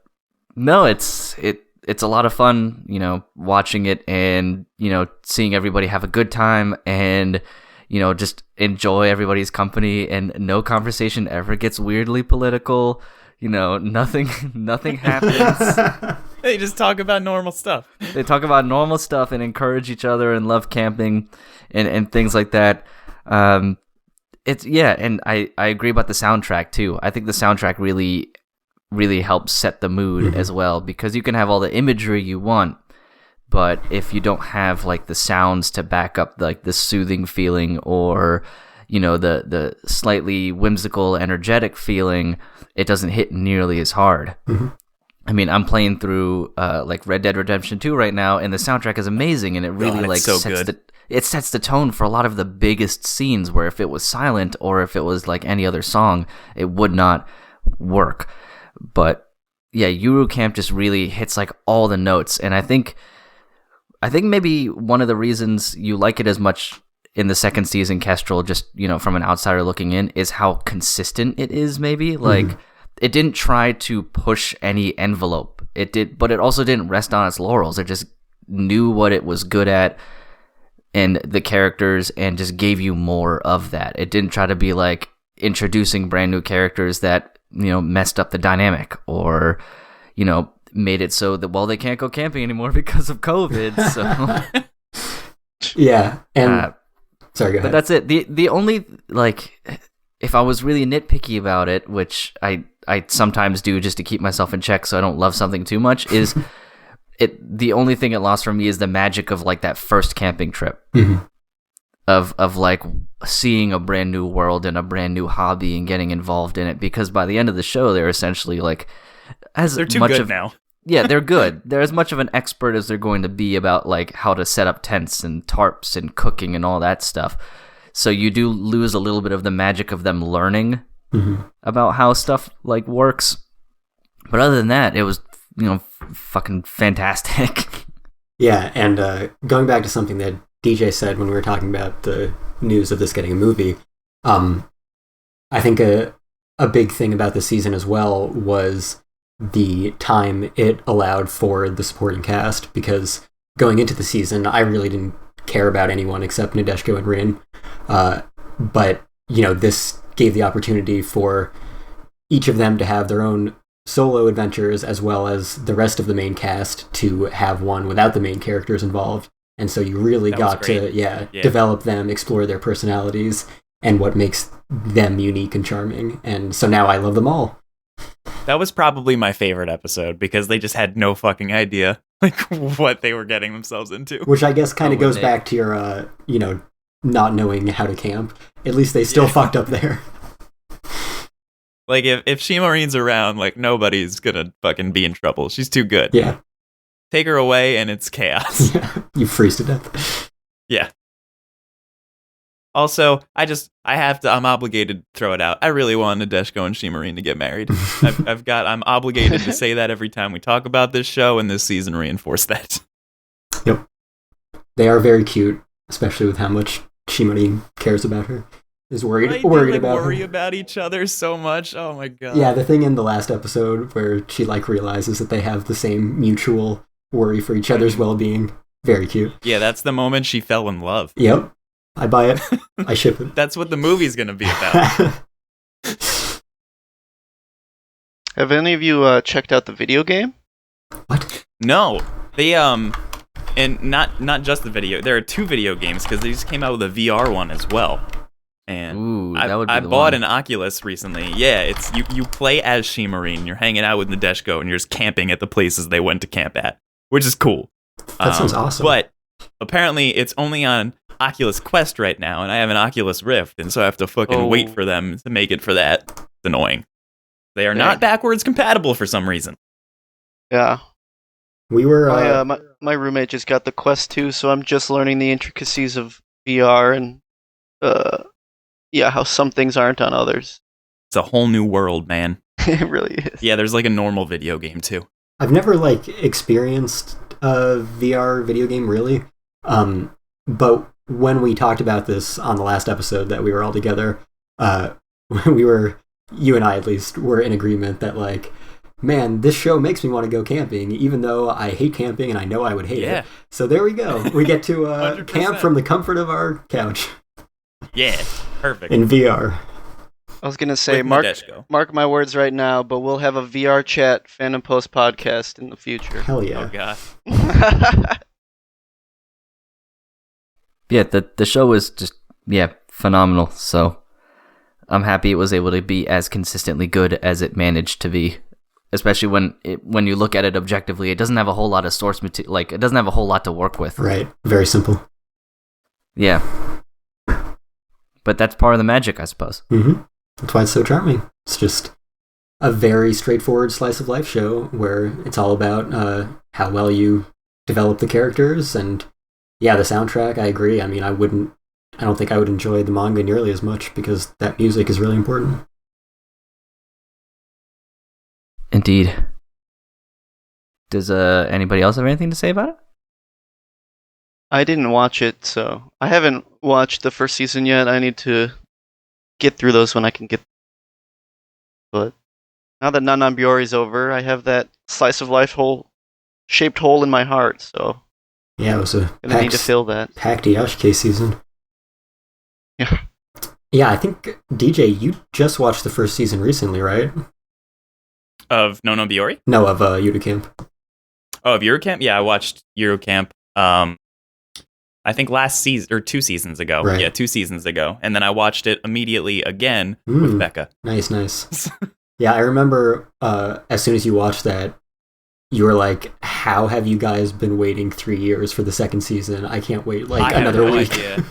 Yeah, I have no idea how you did it, and I have no idea how I went that long without watching it. Because even when it came out, I was like, "This is the show that I would love." I guess I'm not gonna watch it. Yeah, I feel like we were talking about it every episode and being like, DJ, why aren't you watching this? This is such a you show. Yeah, it is. It's perfect for me. Also, as a little aside, from this and ReZero, specifically these 2 seasons airing in the same season, I finally get your best girl Seiyu appeal. I get it. Do you? Okay, yeah. It was a very, very good season for her. Yeah, Amelia's? Yeah, Rie Takahashi, right? Yeah. God, so good. Yeah, she, I had never really gotten, the aspect of her voice that makes it distinct and, be able to recognize it. I think I have that now. I think I'll be able to pick up on her, and I get what's appealing about it. Uh-huh. Yeah. Yeah, I'm glad because I could pick her voice out from fucking across a hallway now. Exactly. Oh my god. Oh, I was trying to see what I would probably recognize her most from. Also Megumin. Mm-hmm. Yeah, DJ's always talking about her, and I'm always like, yeah. I don't know if I really get what's unique about her voice. I haven't really picked it out yet. I can't recognize it, but I think I might get it now. And yeah, it's a nice voice. I'm glad. Are we gonna... Is this our cue to start talking about ReZero? I didn't mean it as a segue, but we can talk about whatever you want. Yeah, let's talk about ReZero. Right. Season 2 is great. Yeah. I still like the first season more, but season 2 is also great. Mm-hmm. Yeah, I feel about the same as I do at the end of every season of ReZero, which is that I'm like super hyped about it, but it'll probably fade pretty quickly. Yeah. It's like I was crazy hyped after the first season, but that like several year wait, it like for sure. It killed it for me. So if they put out season 3 really quickly, which they won't, I will be able to maintain that. Yeah, because like the first season, I was, by the time it got to like where it was really good, I was super hyped about it for the rest of its run, and then for probably a few years afterwards. And then faded, kind of lost steam. Second season came back, and I was really excited about it by the end of that. But by the time the next season started, I had kind of lost it already. So yeah, I don't know. I feel like I had the opposite effect, where the first season for me was good, but I had my issues with it, and I wasn't sold on Subaru for like the first half of it, which is like fair, because I feel like right away he comes off as like kind of cringy and like he's definitely walking into his death half the time. But I feel like the wait between season 2 and season 1 let me, I guess, appreciate the actual world building and story they were setting up in the first season. Because when I went into season 2, I was totally lost. But like once I kind of started to remember everything again, I really started to enjoy the actual story of the second season a lot more. The first one. Yeah, and I think they are covering pretty different ground. The first season already had a few different arcs within it, but yeah, I think your enjoyment can hinge a lot on which characters resonate the most with you, because it's a very different dynamic now, and yeah, just a lot of other aspects of its storytelling. There are a lot of things that it does consistently, but there are a lot of new things with each arc. So yeah, I can definitely see everyone having a different favorite and least favorite arc in the series. Ugh. Yeah, this is another one of those on the long line of, this season was so stacked. Well, something has to go by unwatched. Mm-hmm. It's fair. I feel like I gave it a pretty high score, but I feel like ReZero is like a double-edged sword, where the dialogue is either making the scene entirely or like it's going over my head, and I just like I'm kind of like tuning it out. Mm. I think for the most part I enjoyed I feel like I didn't understand at first the whole sanctuary thing, but once they started to actually go into like the background of the characters, like Rosewall and Betty and them, I started to like the setup of the story more. But definitely took me a few episodes to be like, wait, what's happening? Yeah, I think I kind of experienced a similar thing, and I'm kind of just looking forward to like the Blu-rays coming out and having an excuse to rewatch it all, because I think I could gain a lot more from watching it a second time, watching it all straight in a row. Because yeah, this isn't a series that I'm invested enough in to like make it a priority to make sure that I am 100% following every little detail. Like Attack on Titan, I watch it with some people and they have lots of questions and confusion. I know Attack on Titan like better than my own life story. Every little detail, I just mull over every little aspect of it. So this show, not so much. There are a lot of things that, yeah, I could probably use refreshers on. Props to White Fox, though. I think there was maybe 2 episodes that had an OP and like 2 or 3 that had an ED. So like 27, 29-minute runtime every episode. Yeah. You don't see that often. Yeah, ReZero's crazy like that, because it's been that way since the beginning of the series. They almost never have the opening. When they have the ending, more often than not, it's just like, over actual footage of the show. And there's no like recaps or anything like that. No previews really, just the next episode title. No eye catches. The episodes are all 29 and a half minutes instead of 24, like every other show in existence. Yeah, it's crazy. Yeah, and I mean, it looks good for the most part too. Like, of course, there's gonna be some off models here and there, but yeah, for the most part, for the runtime, looks pretty solid. Yeah, definitely appreciate them using all of their time, and somehow more than any other show gets, just using every single second of it for content. Is that about it for that show? Sounds like it.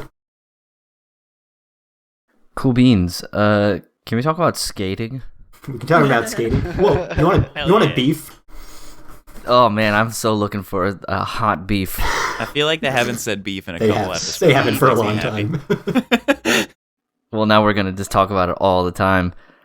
I just want to put this out there about this show. It had the single moment that made me lose my shit the most in any anime that I've watched in the past 2 years.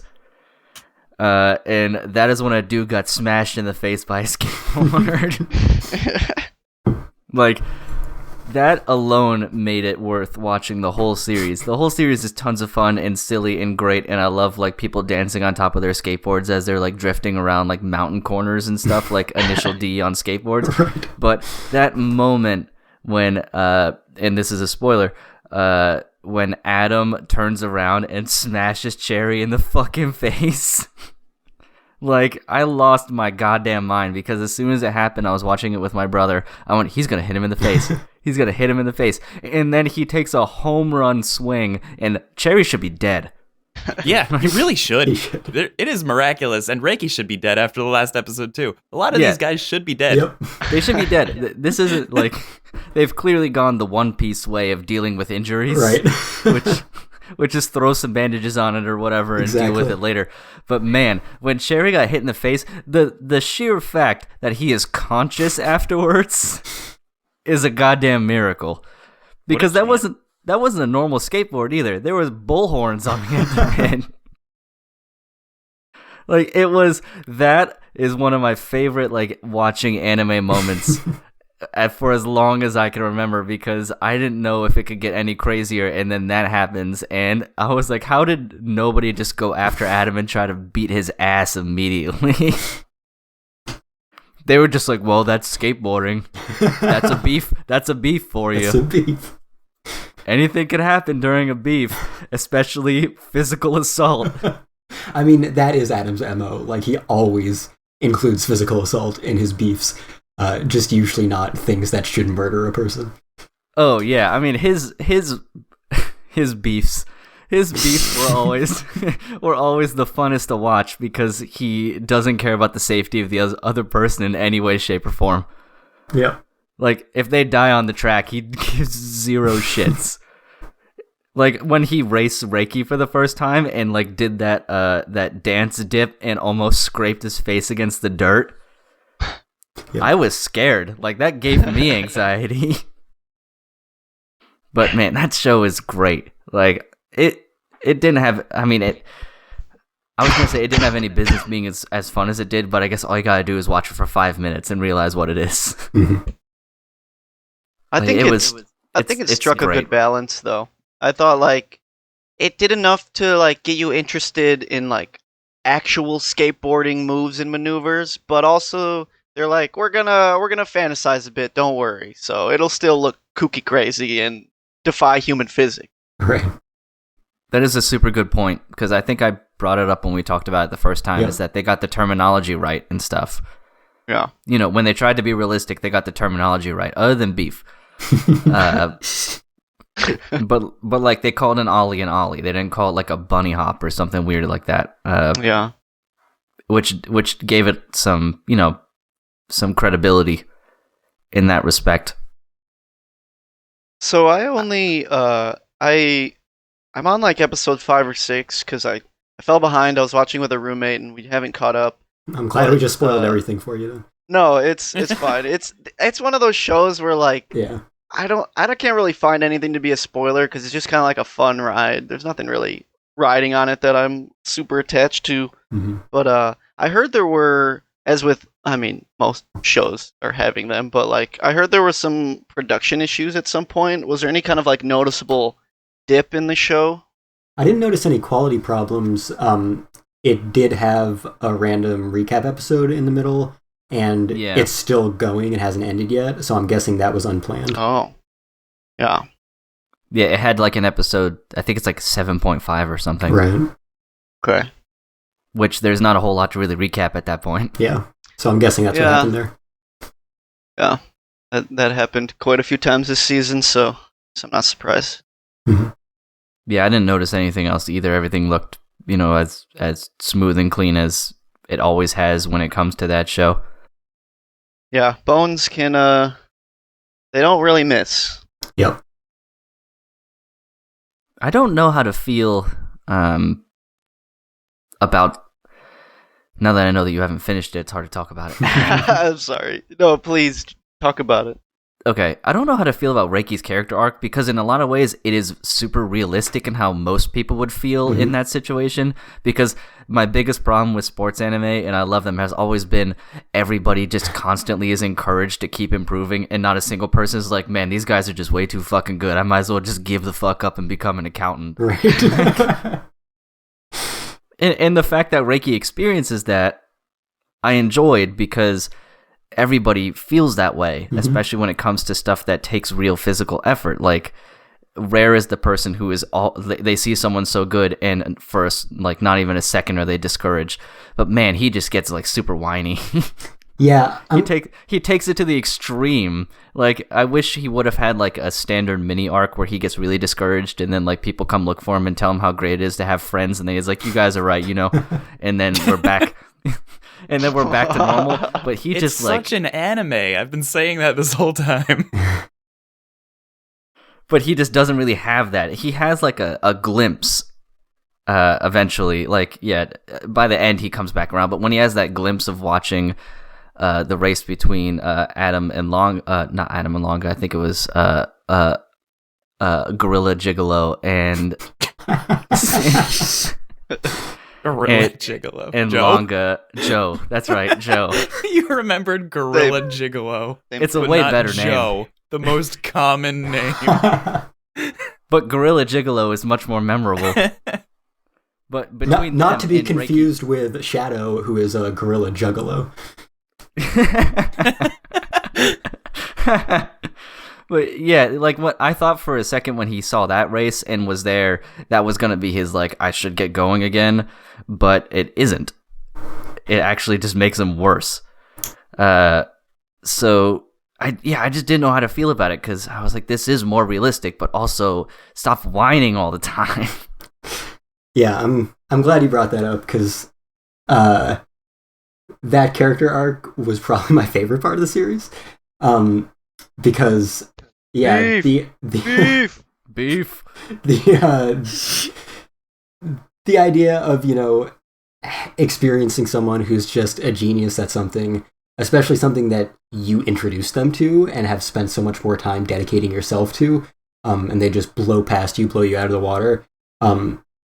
Experiencing that and how much of an inferiority complex you can develop, and, just question all of your life choices and your worth in this thing that you're so passionate about. That is like, the perfect story arc to resonate with me and really make me feel for a character. I was really glad it happened, that they addressed it even while they were being super silly with most of the series. And that it wasn't resolved so cleanly. That it's not always as easy as your friends just being like, hey, didn't you hear we were in a fun anime? So I really enjoyed it. Debbie Downer. Like, I know that there's no way to, like, satisfactorily balance that really realistic feeling with, being in this kind of fun anime and having a resolution and having it turn out that it's okay, which obviously it has to eventually. That's kind of that sentiment is going to ring true no matter how you present it. But I was pretty satisfied with how they went through the whole process. Yeah. I'm glad they did. Yeah. They didn't make it like a super clean thing, because it does make it feel a little more believable, especially because, man, there's nothing more bullshit than I guess I better work harder. Right. Yeah, there are people who probably feel that way, but everyone has their wall where it's just like, no, I'll never be that good. Right. Yeah, I definitely appreciate, like you said, compared to your standard sports shonen, just gotta keep trying harder. Being a little realistic about it and being like, these people are geniuses. I don't have inherent talent. I'll never be able to overcome this. Yeah, that's because there's always something to be said about hard work trumping talent, but you get a problem when the talent also works hard. Yeah, exactly. That's where you get some problems. Right. So, yeah, it was nice to see kind of that little bit of story character development. It's just, I can recognize now that it was nice to see it, but I also realize that it isn't very fun to watch. Especially when you've got all these beefs to juggle. Yeah, I'm glad it happened. It made me care about the story from a serious perspective more and about Reki a lot more. But it maybe didn't belong in this show. This show is maybe better when or any show is maybe better when it's either doing that or being completely absurd. Balancing the two, not that effective, I don't think. Yeah, it definitely felt like it does belong a little more in like a Hanabado kind of thing. Right. Where everybody's got problems. You know who's the most sympathetic person in the whole show, though? Who? Fucking Hector.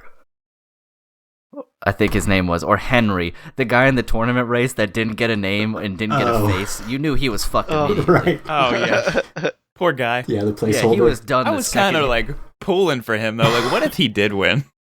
I was kind of hoping too. I was like, what if this dude that hasn't been introduced as even a real character all of a sudden starts winning, and this is like who gets to race Adam in the end? His Racer X mysterious monster. Oh my god, what a fucking ending that would be. What an upset. It would have been incredible. That would like bring this show up a lot for me. It's complete fucking flip on its head. Like, guess what? Nobody's as good at skating as Hector. I think it was Henry. I should look it up. Yeah, it was a funny H name. Yeah, it was an H name. I want to. Yeah, it's either Hector or Henry, but I want to say way, Harry. Maybe Harry. Yeah, it was Harry, wasn't it? Yeah. Okay. Either way, that dude was fucked as soon as his face came. Well, his sort of face came up on the screen. I liked Adam's presentation of the race, though, being bummed every time like a name was pulled that he didn't really give a shit about. Right. Get his eyes on the prize. Mm-hmm. Did they kind of wrap it up, or did they leave room like season 2? There's still one more episode tomorrow. Yeah.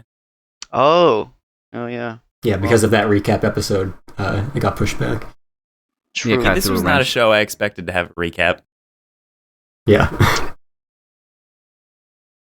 Yeah, this is one I would definitely recommend to like my non-anime watching friends in a way. Like, Adam is a little weird of a character to have to explain because of his raw sexual tension. Yeah, Good love hug though. Pure Dio energy. Right. It's pure. But in terms of like, do you want to watch something silly with people doing initial D skateboarding down a mountain? That would get my friends to sign up for this anime in an instant. Right. Yeah. I described Adam as having been born of the unholy orgy of Dio Hisoka from Hunter x Hunter and Tsukiyama from Tokyo Ghoul. Whew. Oh yeah. I don't know the Hunter x Hunter guy, but quite Kiyama I definitely see. Mm-hmm. 100%. Unholy orgy. Yeah. Yeah, Hisoka also gets very aroused when he's battling against often underage boys. just because of the challenge. that pure battle potential. I feel like Adam is supposed to be voiced by Miyano. I feel like that is supposed to be the case. Oh, but he is not. But because of Koyasu, he's got that Dio energy, so I think it works. Oh, still, yeah, definitely. But it could be better. Yeah, I think my brother's favorite move was anytime he danced on his, did flamenco dancing on his skateboard. Right. That was his favorite, part anytime it happened. You know what? Why doesn't anyone just bring a gun for their beef? And then they go halfway down the mountain and they shoot the other guy in the leg, because no one ever said that was illegal. I mean, Adam gets pretty close sometimes. Yeah, he does get really close. I know that Shadow is all about being dirty with his little laser pointer pen and stuff, but man, why doesn't he just bring a knife and stab a guy halfway down the mountain? Then we're jumping up to a much more mature anime in terms of its violence, but he would win a lot more races that way. Well, he would claim a lot more beefs. Oh, also, where are these fucking tattoos from that very first race? Yeah. Yeah, nobody ever pays up on their beef bets. Yeah. Because I would love... They should have done that instead of a recap episode. Just an episode of watching people have to pay up their debts. OVA series. Yeah. Squashing the beef. Squashing the beef, yeah. Skate the infinity, squash the beef. Yeah, I'll be sad when this one's done, just because you don't get a show like this super often that just is what it is for something like skateboarding or whatever. Mm-hmm. So I'll be a little bit sad, because you get cool shonens and fighting anime and stuff all the time, but you don't often get battle skateboarding. One for originality, for sure. Yeah. Absolutely.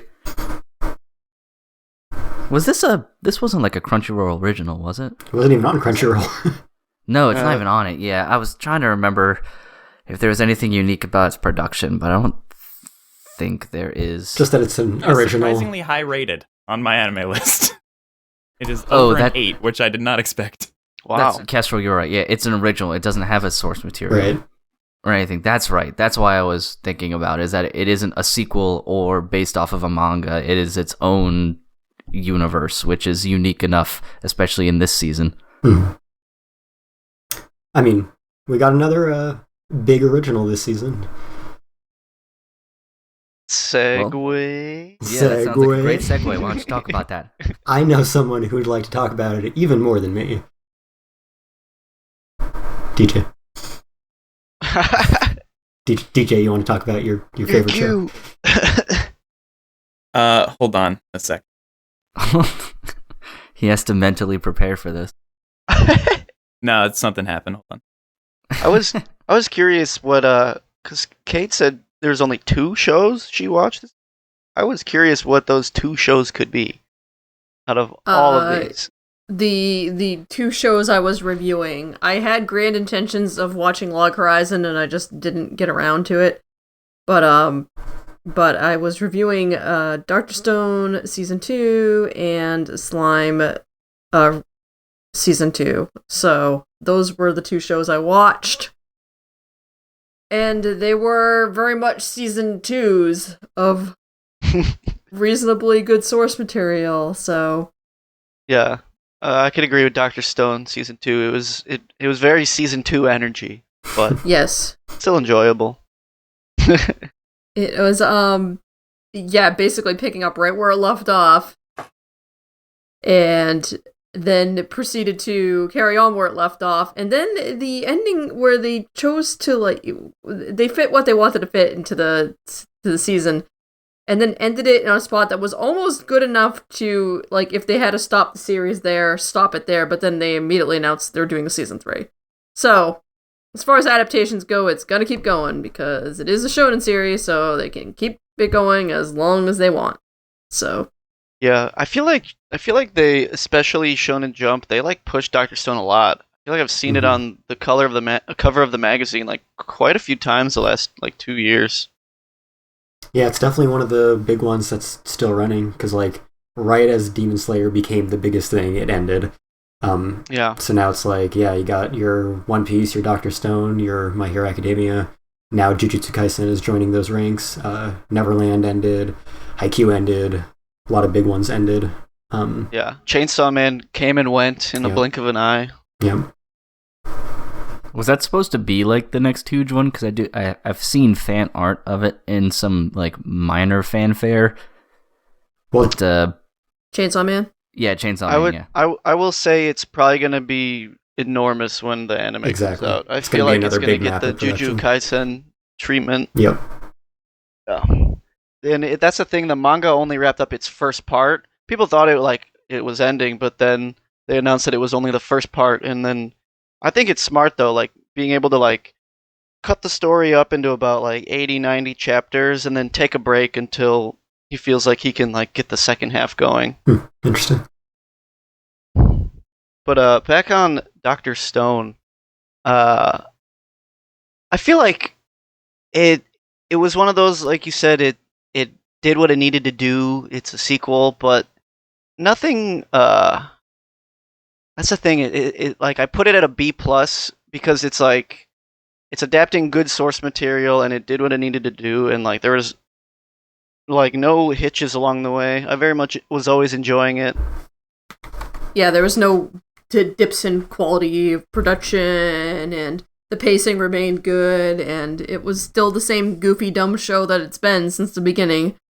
But, there was nothing remarkable about it, but it didn't totally nosedive, so, yeah, I think most of my episodes scored around that for the season. There was only, I think, maybe, like, one episode that dipped way down. Yeah. Solid season 2.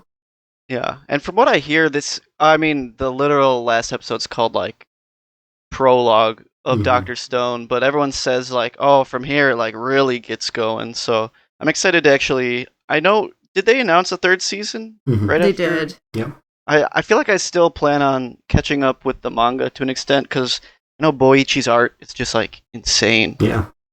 So also, experience that firsthand. I was at Anime NYC 2019, which is the last convention that maybe existed or should have existed anyway. And they had a bunch of big Dr. Stone stuff. They had Boichi and the author, I forget his name, as guests there, and they had a big panel. And they had Boichi do some live drawings, and he gets that detail in, like, the amount of time it would take someone to do, like, just a rough sketch to, start working on a piece of art. Yeah, his speed is absurd, and they only wanted him to do like one piece of art, and he just had more time, so he just kept drawing more, and they were all just absurdly hyper detailed. But yeah, I agree. I wish more Japanese artists would stream their work, like what's his face does or used to do. I don't know if he's been doing it anymore, but the One Punch Man guy. Yeah, he would stream his shit all the time, and some days I remember being like, I think it was my last job before this one, where I'd be sitting at work and I'd be like, oh, he's streaming, and I'd just tune in at one point, and he'd just be like inking doing something. Probably Fubuki fan art, his favorite character. Yeah. He would be like legit working on One Punch Man, and it would just be like, doing detailing something or whatever, inking something. It was just like, god damn, dude. Because he would just stream his workflow. It was like crazy. I'm like, I wish more mangaka would do this and people would see what it actually takes to like produce this stuff and how long it takes to do art. Because people have no idea that if you don't draw, you don't know how long it takes to draw something. Yeah, I can barely comprehend how artists can even do what they do, especially now with like digital art. Like, insane what you could do. And I agree. I would like to see more output. I recently found Inio Asano. He streams on YouTube every now and then. Oh, nice. And it's usually like sometimes it's him working, and sometimes it's like him playing a video game, and he has like an assistant with him working. It's interesting, but nice. Yeah. I just assume he's very sad all the time. Yeah, right. I literally just finished reading Oyasumi Pun Pun my God. like a week ago. So Welcome to Depressionville. yeah, I'm still trying to cope with my feelings about that whole thing. Goddamn. Yeah. Oh man, we're 2 hours in. We've talked about like 2 shows. Oh god, we've talked about. I knew this was gonna happen. Yeah. Yeah. Quickly, Slime. Slime managed to rectify some of the problems I had with the ending of the first season, which was they blew through a couple of storylines and the pacing was really rushed towards the end of that season. And they went back at the beginning of this season and they filled all that back in with the stuff they skipped over, which was necessary because some of it set up characters and situations that were necessary for this part of the story.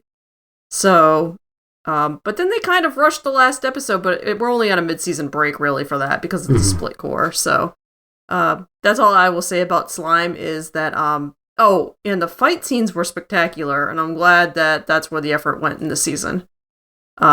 Because the penultimate, like, battle episode where everybody got to show off their shit went through, like, at least 3 different styles of fight in that one episode, and, so that was pretty good payoff. And I was, pretty damn happy with that.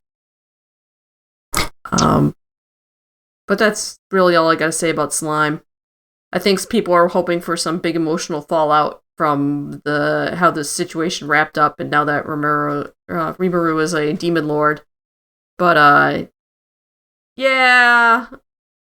Show doesn't really do heavy emotional... I mean, the series doesn't do heavy emotional bullshit. Because there ain't no stops on this train of insane power-ups and ridiculous jumps in scaling of power and stuff like that. Are the novels still going? It's kind of one of those situations where it was a web novel and then he is rewriting them for actual novels, so he hasn't reached the ending of the story yet because he's basically his web novels were a first draft and then we went back and exceedingly bloated out the storyline for the actual light novel. So I think it's still running in Japan. Are you saying the web novel is over though? The web novel ended, but he might totally rewrite the ending the way that he is choosing to, like, you know, rewrite and change things that he had done originally.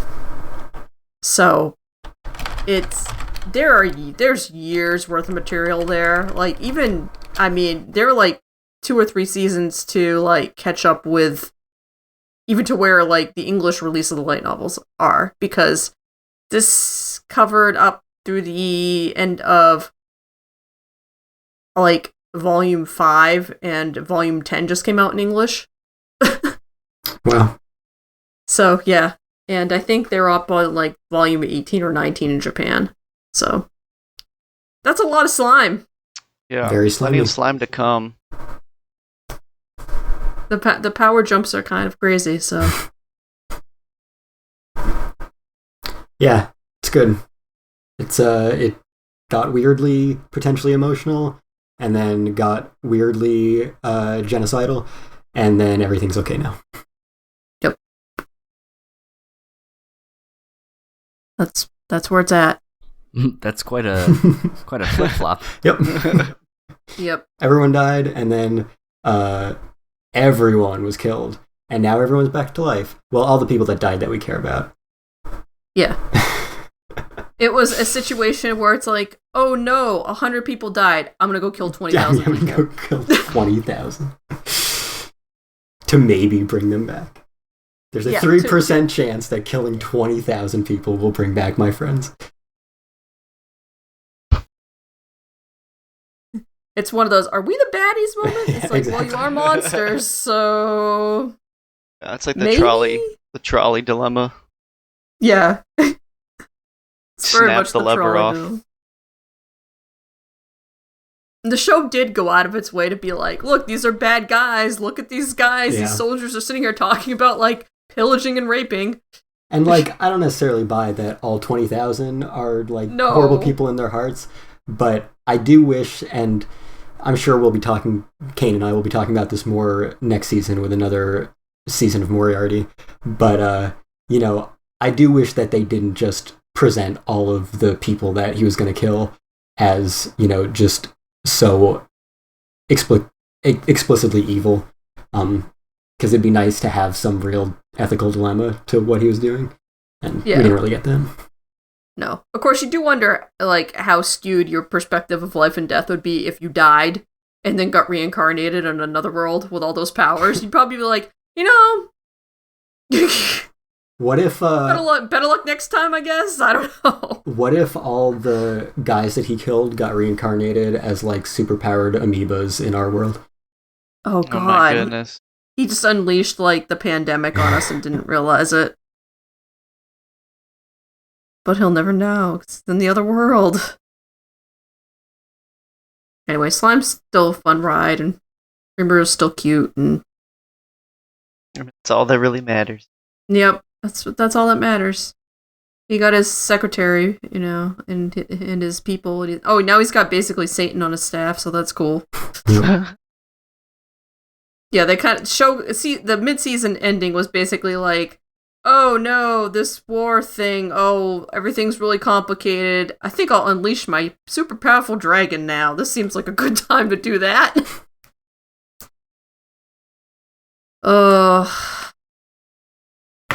Slime's silly and fun. That's all I watched. At least you like both of them, because there have been some seasons where you've watched like 2 shows and hated them both. I usually know how to pick them, and it's not usually good. That is not knowing how to pick them. No. It's the It's the Kate curse. The Kate curse is usually like, this looks like a dumb action show. This is garbage with no budget. And yep. Okay. Something was directed to me before I vanished, and I don't know what it was. We were talking about the other big original of this season that you might have opinions on. Oh yeah, I have a lot of opinions on it, and they're all that it's the best. Oh my god, I fucking love Wonder Egg Priority. It's everything I like about anime in one anime, and it pulled no stops. Is that the phrase? I feel like I'm misphrasing that. Pulled out all no, the you stops. got it. Pulled out all the stops, yeah. Pulled no punches. It didn't pull the stops. It pulled them out. Yeah. I have a question about that, though. Did it actually finish, or are they holding it? We're getting more. Back? There's no way that we're not getting more. No, it's not possible. There's the real ending is coming in June, I think. Okay. Yeah. They had that recap suddenly happen, and then they were like, oh, by the way, actual finale, not ready. Sorry. Yeah, it was a weird situation. I hope it's more than just one more episode. I feel like I definitely want like at least 1 million more episodes. I mean, probably if it's successful, you'll get your Monica style spin-offs. Oh, hell yeah. I feel like we have to I feel like we have to be at least thankful that it's gonna get an ending, like especially with how quality the show looked the entire time, and like just hearing about like the production issues going on behind the scenes, like they still managed to make it look so good. That's right. And I feel like it's a telling of a new era. It's already been kind of happening for like Twitter animators, but like the actual influence and pull of animators being found on Twitter and brought onto projects is just like happening so much more frequently. And Wonder Egg was like perfect example of that. And like listing in the credits like a whole wall of just like random freelance animators like getting to work on a project like this, and like it looks spectacular because of it. Yeah, and it's been happening a lot with like foreign animators, non-Japanese, because you don't necessarily have to live in Japan. You don't have to speak Japanese even. And yeah, it's really cool to see the productions becoming more international as a result. You just kind of get the best around the world of passionate animators who can show off their talents over the internet. I'm just glad that we had another story that was able to get as dark as it did without really ever feeling campy or like try hardy or edgy. Like it wasn't. I hate using that word. Yeah, I mean, I just feel like, I don't know, do you have a better word for, you know what I'm describing? Like, I know exactly grimdark. Grimdark is a word that people like to use. Grimdark. Just like XX anime XX. Exactly. So, the Warhammer 40k of anime. Yeah, it is a very special show, and it had a lot of heart, and there wasn't any point in it where I was like, I wish you'd do this differently. Like, everything was perfect. And it's the first 10 I've given out since this exact season last year, where I also gave a 10 to another well-animated show about sad girls battling the physical manifestations of trauma. So, that's clear pandering to me. What was that? Magia Record. Oh. It's funny. I agree that like the themes and all the like character driven specific like trauma was never too ham-fisted. Like you said, it was never edgy. It's like they said just enough without having to tell you, like beating you over the head with like, oh, this is about like, yeah, this is about depression, this is about suicide, this is about like dealing with like gender identity. It's like they don't have to like smack you over the head with it. The most accurate depiction of mental illness I've seen in anime. Yeah. With it also being like extremely fantasized elements to it, but yes. God, I love it. Everything about it is just what I love. Yeah, it brings me back to watching my first like Ikuhara show, like watching Penguin Drum for the first time. This show just like had so much, it's like energy and power to it. It's like really such an incredible ride. Yeah, I did mention the last time we talked about it, you know, along with the obvious Madoka comparisons. The only other thing that I really felt from it was like Utena and maybe a little bit of Lane. Yep. Yeah. I feel like I have to mention there was a trend this season with a few shows, but this one especially was pulled this one off where like ending on an extremely sad, depressing note. All right, let's kick in with the big hyper smile on your face, ED. Let's go. Great episode, everybody. It. Oh my god, I love that. Oh, so fun. It's like one of my favorite things in anime. We're just like completely somber note, super happy ending. So, Clannad After Story, episode 16. Clannad After Story. Jeez. But Clannad After Story had a very depressing opening to make up for it. That's true. Yeah, I feel like I might actually give Wonder Egg a 10 by the end too.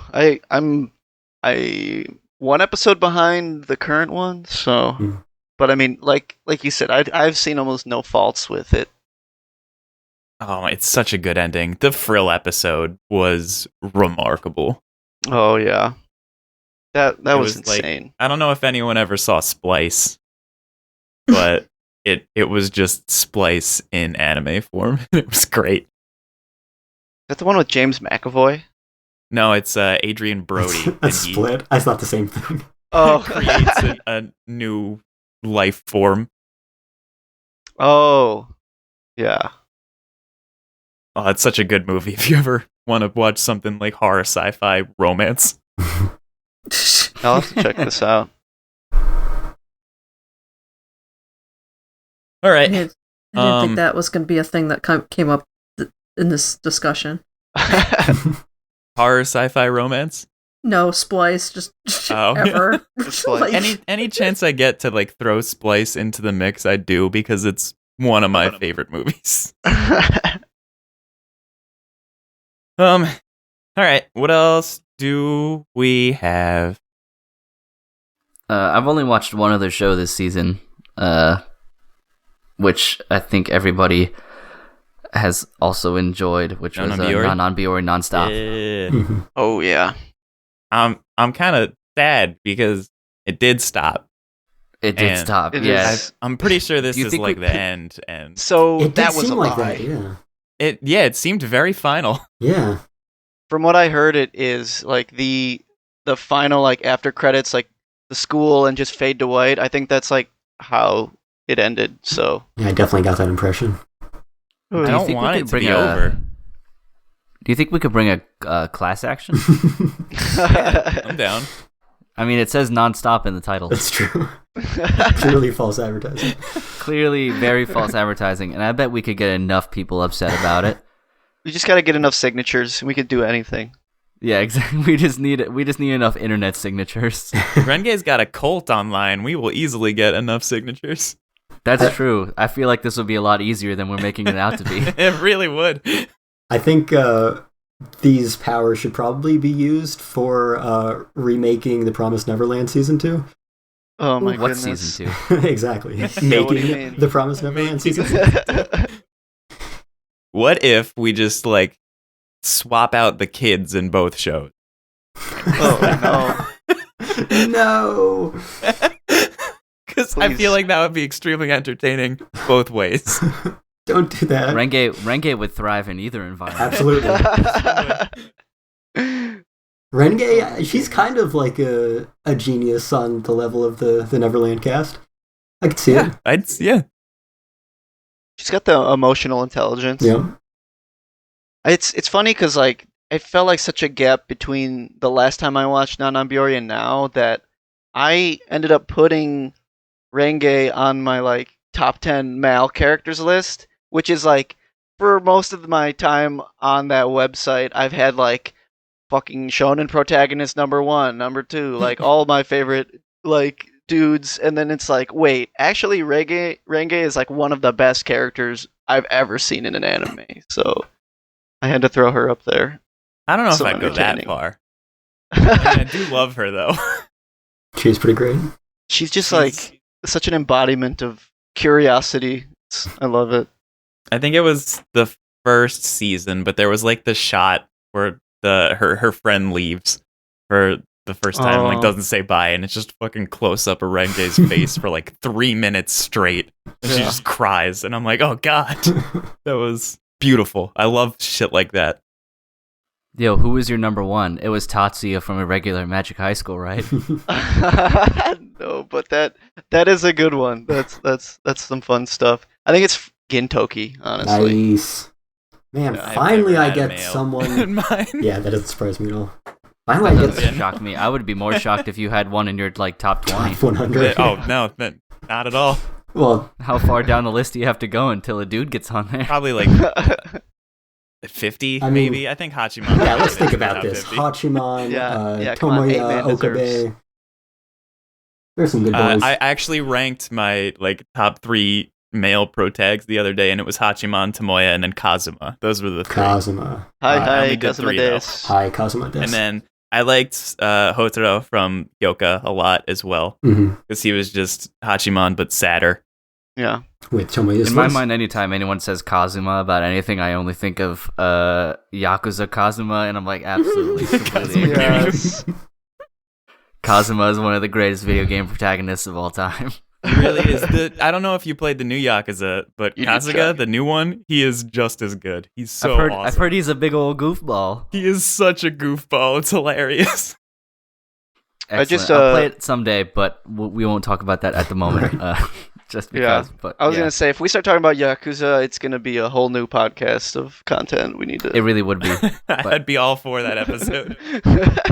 I do have to Yeah. mention how much I appreciate that we finally have someone else on the podcast who has seen Gintama. Yes, one of my favorites. Me too.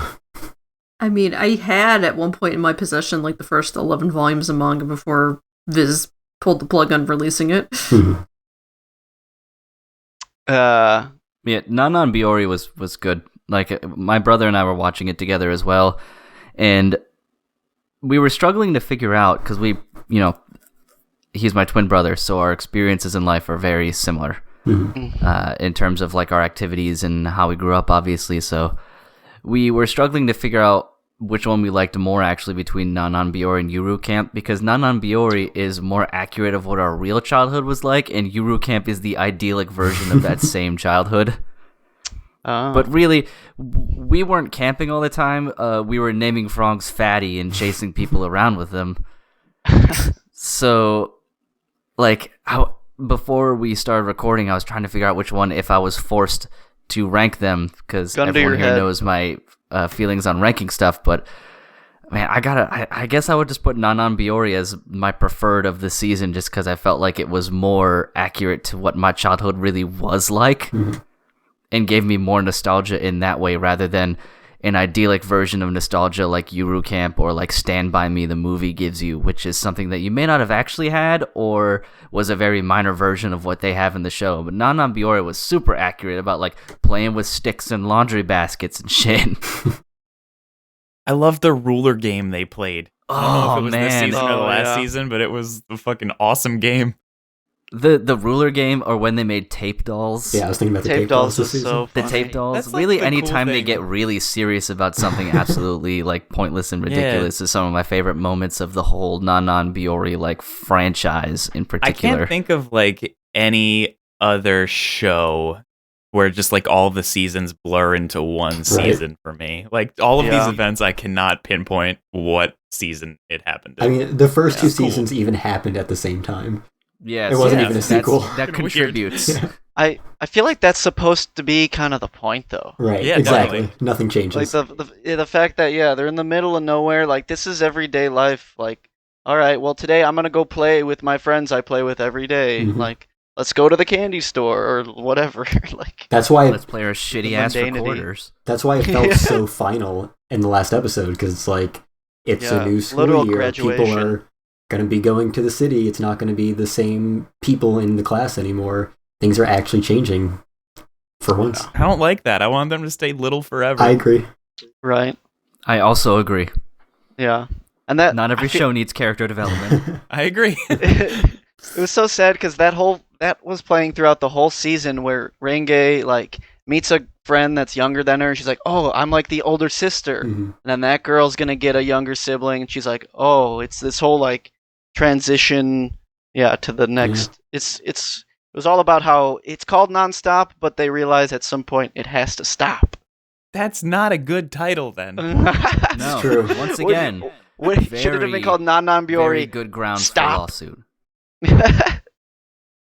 No known Biori, it might stop at the end this time. Nanan Biori, everything inevitably stops. Yeah. That Evangelion I would 100% title. watch a show called that. Yeah. Hideaki Anno's new Yeah, I was going to say. spin-off. It sounds like such an Ava title. Nanan Biori, you will not stop. Yep. Do you count what's in parentheses? That's another show where we should swap the kids. Oh, God. Oh, my no. goodness. Get in the robot, Renge! Yeah, I don't Shinji know and if- friends in the countryside just fucking I mean, going to school. there are slice of life, school life, Ava spin-offs, so it's not that far off. I was Yeah, going to there's say, like it's the reverse. Attack on that's what we do. Titan, Junior High. Yeah, there's like the Shinji Ikari Raising Yeah, project. Angelic which is kinda like that. Days. There's a bunch. It's Ava. Merchandising, Money. So I think I would put this over Yuru Camp just because they unfortunately had to be in the same season, for one. And two, it's just it's a funnier, more accurate version of what my childhood was actually like. Even down to the candy store lady. I had a candy store when I was younger Wow. as well. Like not nearly as quaint. It was more like a butcher shop that sold candy. But it still had the same feel of my brother and I would collect our like spare change and coins from doing chores and just shit like that and be like, did you want to go to the store? And we would go and we'd buy like tasty cakes or whatever, and then we'd sit outside on our porch and eat them and then go play baseball. Man, Wow. the good old days. Now mortality's creeping in. Yeah. Now Yeah, every that'll waking do it to moment. you. I don't That'll know. do it to you. I can't remember from the first season or two because I was probably watching it in like 240p or whatever resolution was back then. But Like the YouTube Part 1, Part 2. but the backgrounds looked so good in this season. Like all the still shots of nature were just like very, very serene. Yeah. Yeah. I think that's been like my biggest takeaway from like the very beginning of the series. Because if I remember correctly, this was 8 years ago, but wasn't the first episode mostly just scenery? Yeah, it was a Terrence Yeah. Malick anime at first. That's another thing I'd absolutely watch. But yeah, I mean, it had that moments in this season too. Occasionally, Yeah. like just brief, like 30-second clips of just nothing but nature and then music playing behind it. Mhm. Just not like 15 minutes like the first episode. No, it was not 15 minutes. No. Yeah, this thoroughly enjoyed this show as well. Sad it has actually stopped. Mhm. Yeah. Okay, I think we can move on. Yeah. Yeah, just because I finally have someone else to discuss it with, I want to talk about Higurashi Gou. Yeah, let's do it. Can I ask one quick question? Yes. Yes. Because this has been a running thing Yeah. for this podcast. Have you figured out what it is yet? Yeah, have you figured out what it is? Is it a new Yes. show or is it a remake or what? Like, what is this? Both. What is it? Yes, That's the not answer. the answer I wanted. is yes. So it is an alternate telling sequel prequel. Yes. Jesus. It's like the later seasons of Lost. Yeah. It's fucking insane. And I wanted to rate it higher. But the first half of the season exists. So I can't. The new content that we did get was cool. It was not really like anything that we've experienced in Higurashi before. Because there's always been, and I'm going to try and keep this as spoiler-free as I can. I will probably fail. Same. If you plan on watching Higurashi at all, stop listening. There's been one character who has been like the center point of the mystery where everything revolves around her for fucking years. And it's like that for the majority of Go as well. But there is one point where it's just like, nope, not anymore, and it swaps that person out entirely, and you get to see how the things would play out from the other character being powerful at the same time, but the other character not realizing that character is powerful timeline thing, and everybody changes personalities, and now it's just like, what is even happening? And that's the cool shit that you like about Higurashi. Like, it was always a cool series because you never knew what the fuck was going to come next.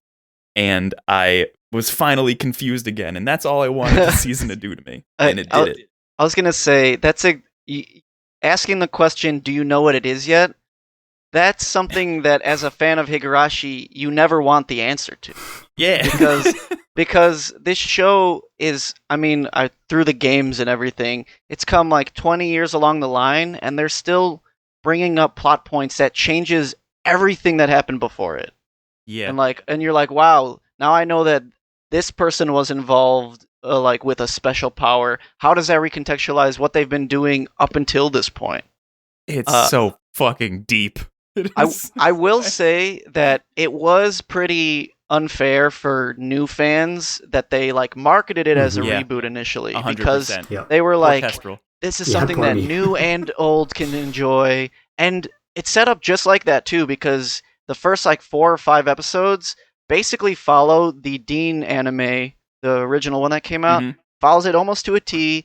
They brought back the same voice actors. They have Kenji Kawai on the music again. It literally felt like it was just a new, slap on a solid new design and give us that good old Higurashi. But then, eventually they're like, maybe you needed to watch Kai as well. Oh, and also you should probably play Umineko. Jesus. It was just they kept just adding layers and layers. But as someone who hasn't played Umineko and I haven't even watched Kai yet, I still watch. Oh my god! I know it's the best one. Oh, it's so I know. good. I finished the first season a month or 2 before this one came out, so I just didn't give myself enough time. No, go watch dummy. the first season again, and then immediately watch Kai. I watched all of Kai in one day. It's the only 24 episode series I've ever watched in one day. And I plan on watching it. Changed me before Sotsu comes back. So that's the other thing to mention about this is that Go isn't technically over because they set up the next big plot point, and they're like, all right, we're gonna bring you 6 or 7 more episodes in the summer that really wrap up what's happening right now. But I was overall really satisfied with Higurashi. The opening and ending themes were really good as well. I feel like it is hard to live up to the original Higurashi OP, but the Kai opening's better. Really? The Kai opening's iconic. Yeah. Damn. It's the the Go opening, it like paid homage to the Kai opening with like the fucking the Rika running shot. Like that was cool. In the Kai opening too. It's so good. Yeah. But yeah, overall, I was very satisfied. Yeah, I came out happy. I was worried that I wasn't gonna like it because after that first like retelling of the Dean arc, I thought the violence got a little too comically gruesome. It was a little like goofy. The same visceral feel that the Dean anime had. It was just more like, this is silly, stop. Yeah, for a second, I was really worried at the beginning. It definitely returned to form later on, though, especially with a lot of the Rika stuff, where it was like, oh, fuck, this is brutal. Yeah. So. Yeah, weird show. Yeah, strange. Would not recommend starting here. No, yup. Not at all. Don't do that. Wait, what would you recommend to somebody who knows everything about Umineko and nothing about Higurashi? So if you like Umineko, you will like not know what's going on until the second half, and then you'll be like, I don't even care what's going on because this character's here. So you'll probably have that feeling, but from what I hear, they're very loosely connected. So I don't even know if you need to experience Umineko to like really get what's happening. But you don't. No. Who's shown up? Lambda Delta, Burn Castle, or Featherine? Featherine. But so that just makes things confusing. Yeah, that seems to be the that's theme. The thing. Yeah. Mm. Yeah, I don't think anyone really understands, but like I said, that's why we're all here. What a fucking weird series. I want that to be like Yukichi 7's fucking odd, man. That's a strange dude. I want that to be like the pull quote on the back of the Blu-ray. Like, I don't think anyone really understands. I get it. I get it. Okay. I think I talked about all the stuff I like really wanted to talk about. Oh wait, no, Horimiya, but that's not over yet. But I mean, it's mostly over. It's mostly over. It's not like the conclusion is going to make or break it, I don't think. Yeah, and we've read the manga anyway, so. Yeah. Woo. I thought it was a great adaptation. It was phenomenal. Exactly what I expected it to be, exactly what I wanted it to be, and I'm very happy that it exists. Yeah, it's the kind of adaptation that, like, I can't hope for that to happen because it's so unrealistic to expect such a good adaptation, especially for, just a simple little high school romantic comedy.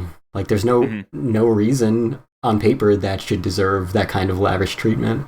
But goddamn, it got it. So good. It was. I forgot like how much I liked every single character in this show. I'm still a little peeved that I'm not the official voice of Miyamura. But I am happy. At least one of my friends made it into the dub. Good for him. Yeah, that's awesome. Yeah. Cool. I love it, and we got all of the good points of the series. We got basically the entire series. And yeah, it's Miyamura and Hori are basically my favorite anime couple, probably. They're pretty good. I do like how natural it is. Like, it's just so refreshing to get a romance anime where, like, you don't have to worry about like, what are they thinking about me? Or, like, there's no way they can possibly be in love with me. Kimi ni Todoke. 60 episodes of misunderstanding. Everything Cain hates. I would despise that show. It is the most suspenseful show I've ever seen. Yeah, I definitely agree. I just love how natural everything is and how open everyone is and how the relationships just develop and, they're dating within a few episodes. They go further than most anime or manga would show, but there's nothing like fan servicey about it. It's all just like as tastefully as possible, depicting the natural progression. Off screen. Yeah. Depicting the natural progression of a relationship. Can you possibly fathom a main character not tripping into a girl's breasts and then they get together? Like, it didn't happen. Ridiculous. Absurd. Yeah, it's great. And then all the other characters, just all their dynamics and relationships and feelings just all feel so real and so well developed. Ishikawa's good bro. Mm-hmm. I love like the bromances. Yeah. As well. Like bromance in anime is always fun, but these ones are like so like they're such real bromances. And there's even like the one dude who fucking like hates Miyamura in the beginning of the show, and then like they just stop hating each other because bros in high school. Yeah, they don't go into it as much as they could, but I do appreciate his brief arc about, feeling guilt over being a bully. It's always a good redemption arc. Yeah. Oh, I really like the visuals they did for that, where he's like trapped in the rabbit cage. That was really cool. That was great. Yeah, really well-directed series. They did it kind of a lot, but I did like that little thing they would do where like the outline would like the color outline would like pop out. We were all thinking the same thing. I do love it. It was overused, but I still loved it every time. Yeah. I want them to use it more. I want it to happen in the middle of conversations. Yeah. A lot of great directorial flourishes that it didn't need to have, even with the phenomenal design, aesthetic, animation, cinematography, and everything. Great production. Now, do I catch up to the manga and finish it, or what? I don't know. Yeah. I guess so, yeah. Okay. Yeah. Is there anything else on anyone's list that they feel a burning desire to talk about? Well, I mean, Kate and I are all dried up at this point. I figure it would have to come eventually, but whenever you're ready, Kestrel, we could talk about Attack on Titan, because I know that's one of the big boys. Yeah, I've written several dozen thousand words about this season of Attack on Titan in the past 4 months, so I'm curious to get your take. Yeah, I can understand having... it's the same thing with TPN. I was like, I've written so much things in anger about this show that, like, how do I condense all of it? But it's the opposite, where it's like, how do I take this series I love so much that I've been, like, reading for years? Like, how do I just express the things that I love happening because I'm watching them happen? Of course, like, there's not going to be... It's going to be a rough transition when, like, studios change and people just decide they need to make it like it's almost like a video game console war. It's like, oh, fucking, like, Mappa's way better than anything Wit did, or people being like, wow, Mappa's just drawing stills and Wit was, like, the god tier studio for that show. It's like, it's such a bummer that, like, so much of the first couple episodes were just, like, clouded by just so much hate going around that it even, like, affected the staff. Like, I hate when shit like that happens. Yeah, fans are the worst. Yeah, fans really do kind of ruin everything. But that is true. But in a bubble, I thought the final season was really well done. Yeah. I definitely went into it with concerns because Season 3 Part 2 was one of my favorite things ever. And to suddenly change everyone, I was really worried that it would be, probably One Punch Man Season 2 is the closest equivalent of, like, this dropped in quality so much purely because of the staff and studio changing. And I was like, yeah, and with them, putting their A-team on Jujutsu Kaisen, maybe this doesn't get the love it deserves running at the same time. But Attack on Titan, the final season, is also the greatest thing ever. So, yeah, everything worked out way better than I expected. God damn, Mappa was on top this season. Like, those two shows are just among my favorites of all time already. And yeah, like, so many things about what Wit did and what that staff did, what Araki did, is one of my favorite directors. Like, I didn't think that anyone could match that. And yeah, I think Jun Shishido, who's the chief director and directed the episode Assault, I think that was, like, on the level of, like, Hero from last season. Where it's just, this is one of the greatest episodes of television. Absolutely blown away. I reviewed it all season. I wrote several thousand words for each episode. Nothing got below an A-. Almost half the episodes I gave A+, and that episode of Salt I probably should have given an A++. Just S tier. Is that a real grade? Can we do that? You can do whatever you want. A+++. Because because I had given the 2 episodes before A+, which they absolutely deserve. They are so near perfection. But then I got to that one, and I was like, oh, this is actually perfection. We can go further beyond. Yeah, we can go further beyond. Exactly. I didn't know it could get this good. Exactly. So, that was my experience. That was my experience with Season 3, Part 2. And despite my concerns, it was my experience again with the final season. And, with the way things are going, perhaps even the final season Part 2 could be better. I'm, of course, disappointed that I have to wait the better part of a year for more. But I will gladly take the staff having time off and having the time to make sure that it can be as good as it needs to be without killing themselves in the process. They need at least a year's worth of time if they're going to prepare for the final season, because there's going to be... The thing that was nice about this season, despite the Mappa splitting up their staff so much and putting it on such strict timelines, it was a very static season. Not a lot of combat, not too much crazy Titan stuff besides Assault and some stuff near the last couple episodes. But Titan's my new favorite Titan. Throwing that out there. So badass. Pretty great. When they first showed that in the manga, it was like, wait, Titans can be this too? Creative. It just took it to another level. But no, this Mappa hit the tone and the visuals so well. And all of the updated character designs were great. Reiner looking like a hot piece of depressed meat. Damn, that dude's down so bad. But I have a crush on Peak now. Nice. Who doesn't? Come on. But yeah. What about in her Titan form? Oh. Nah. Gonna pass on that one. What that cart do? Into that.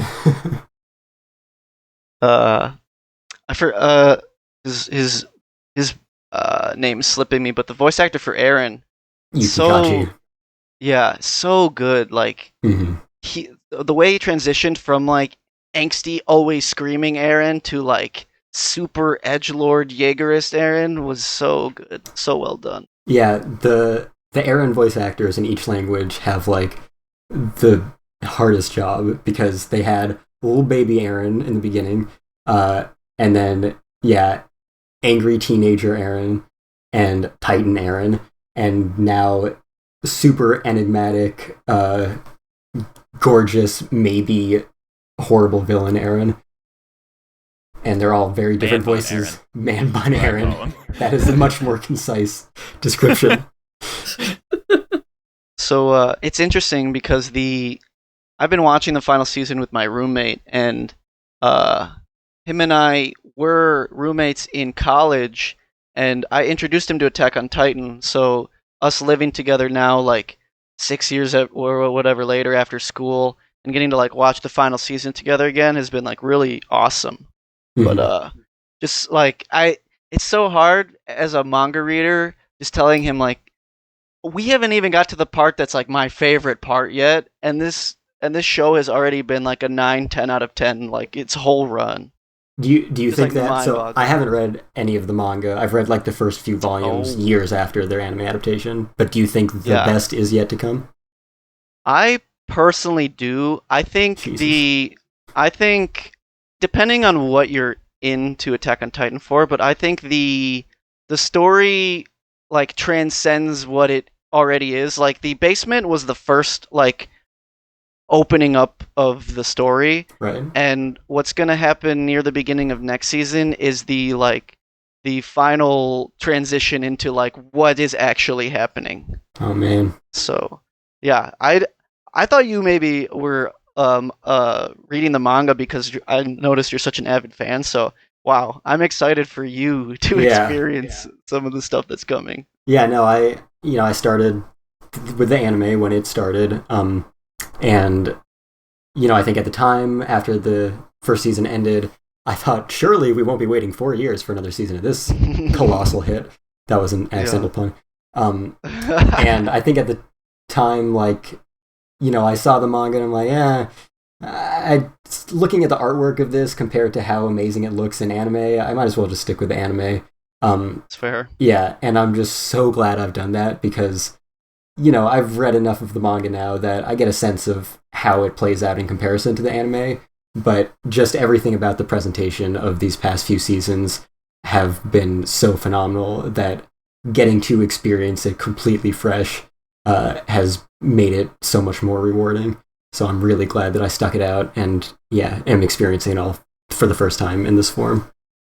Yeah, and Mappa is doing like a great job of going even more in tune to the manga's style. So I think they've done like an excellent job, which it makes sense with what Wit did. There was a lot more room to like flourish the adaptation because of like the 3D maneuver combat and stuff. They're like, oh, we can really like flex for some of these moments, whereas like this season was so much more about just like the atmosphere and the dialogue, and they like really nailed every aspect of it. Yeah, I think exactly. Atmosphere. The director I really credit for being able to carry those moments. And the 1 or 2 big action episodes that we did get were still extremely impressive in all the ways that you expect them to be. I will say for the final season part 2, if they don't have another Jujutsu Kaisen on their plate or something, I wouldn't mind a little more of that old Attack on Titan flexing. I'd really love for them to get back Arifumi Imai, who was the fucking god animator throughout all of the previous seasons at WIT. Like, his work is just completely unmatched by this new season. As good as it looks overall, like, I would love to see more of that for the final chunk. It would be cool to, I would always hope that despite like what happens with studios, there's always so many people just doing like freelance and touch-up work. Like, I would hope there were some people from WIT that, sure, plenty were burned out, but I would hope there's some that want to still be a part of like the final production if they can even get like a small cut. Yeah, for sure. And I mean, most of the animators in the industry are freelance. It's rare that they're employees of a studio. So, yeah, it's definitely feasible. Imai has done a lot of stuff for WIT, but also a lot of stuff for Madhouse, and I think he's probably done some stuff for Mappa. So, yeah, I think if the timing can work out and they make it a priority to, make it more of a Sakuga show like the first few seasons were, that would be, even an extra boon to the final season. Yeah, and I think a lot of the staff, the main staff was pretty much all overhauled, which is kind of surprising for some of it, but some of the animation staff and stuff I think carried over between the seasons. Can't get rid of Sawano either. Of course, yeah, and I will say, part of the DNA. I think Yamamoto's work, working with him in this season, I think you can tell when it's not Sawano, but it was absolutely no less powerful.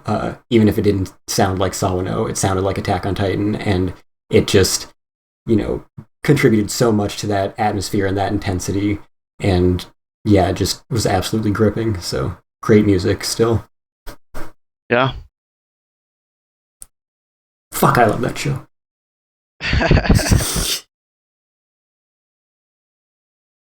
Yeah, good luck not getting spoiled. Hey, I've been doing it for 8 years. Yeah, I mean, I believe in you if you've held on that long. I still don't know the ending of Lost. Yeah, I don't think the showrunners do either. So it's like Higurashi. Yeah, sounds about right.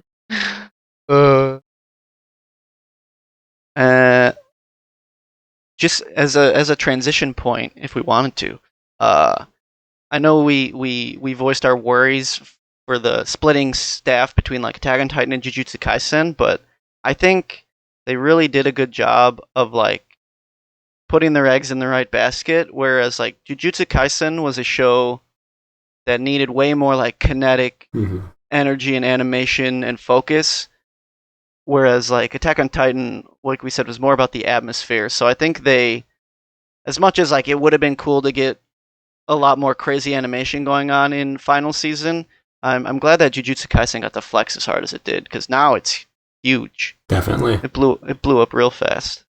Yeah. Yeah, it was a good balance. I was kind of surprised, going in like, oh, they're going to take all the good animators away and we won't get any of those big action sequences. But like you said, there was only like a couple of episodes in Attack on Titan that would have warranted that, and the rest was a lot of dialogue and stuff like that. So yeah, definitely putting all of the A-team on making Jujutsu Kaisen look phenomenal and dynamic was a great move. And yeah, now I love that show too. So good. Yeah, I think I'm going to start... I decided with that and Dr. Stone, now that they're wrapped up, I'm going to try to catch up on them. Shonen Jump app be doing me wonders. Yeah, I guess I don't do that often. If I start with an anime and I know that it's going to keep getting more material, it's not too often that I catch up on the manga. Yeah, it kind of depends for me, because there's certain manga that I enjoy just like picking up the occasional physical volume when I feel like it. But some of these like long running shows, I have this like sense of urgency where the show just ended, and if I don't catch up on the manga now, I'll just like forever be behind on it kind of thing. So I don't know. That's just my own thought process on how I do it. Yeah, I know a lot of people definitely are like, oh, the anime ended, I need to see what happens next. Gotta read the manga, which I totally get, and I've been tempted to. But yeah, I think I usually tend to keep myself in the same medium as long as I know that it's going to keep coming. Bro. And then Promise Neverland happened. Yeah, and that was one where, I happened to read every chapter as it came out from when it was first published in Shonen Jump. So going into the first season, I was like, whoa, I'm really excited this is finally getting an anime adaptation. And I was like, whoa, that was way better than the manga. I can't believe how good it is. I can't wait for more. And then, yeah, that happened. And then, yeah.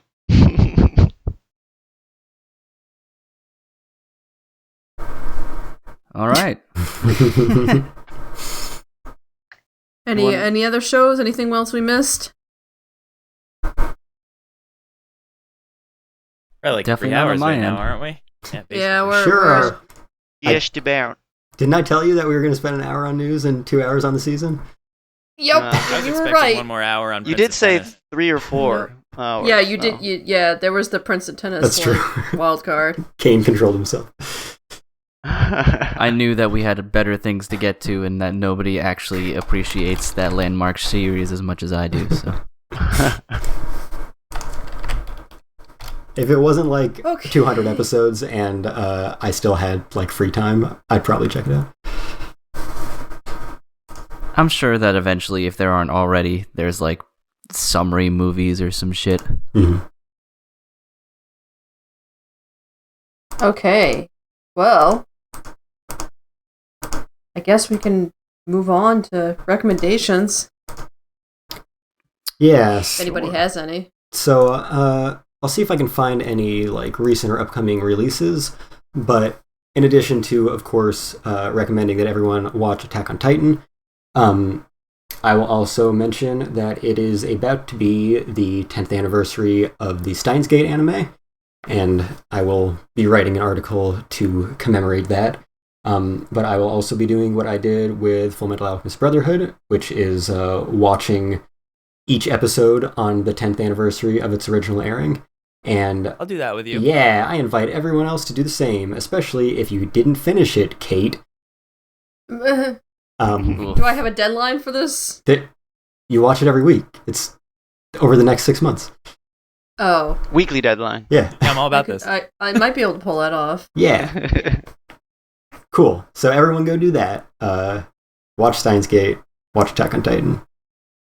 Wait, real quick. Do you like Steins Gate Zero? It's alright. Okay. That's fine. That's a good answer. I was not a fan of Steins Gate Zero compared to the first one anyways. Yeah, I mean, you can't compare it. Compared to the first You one. You really can't. Like, Yeah. Steins Gate is my second favorite anime of all time, so yeah. Well, there you go. Wasn't gonna meet that expectation.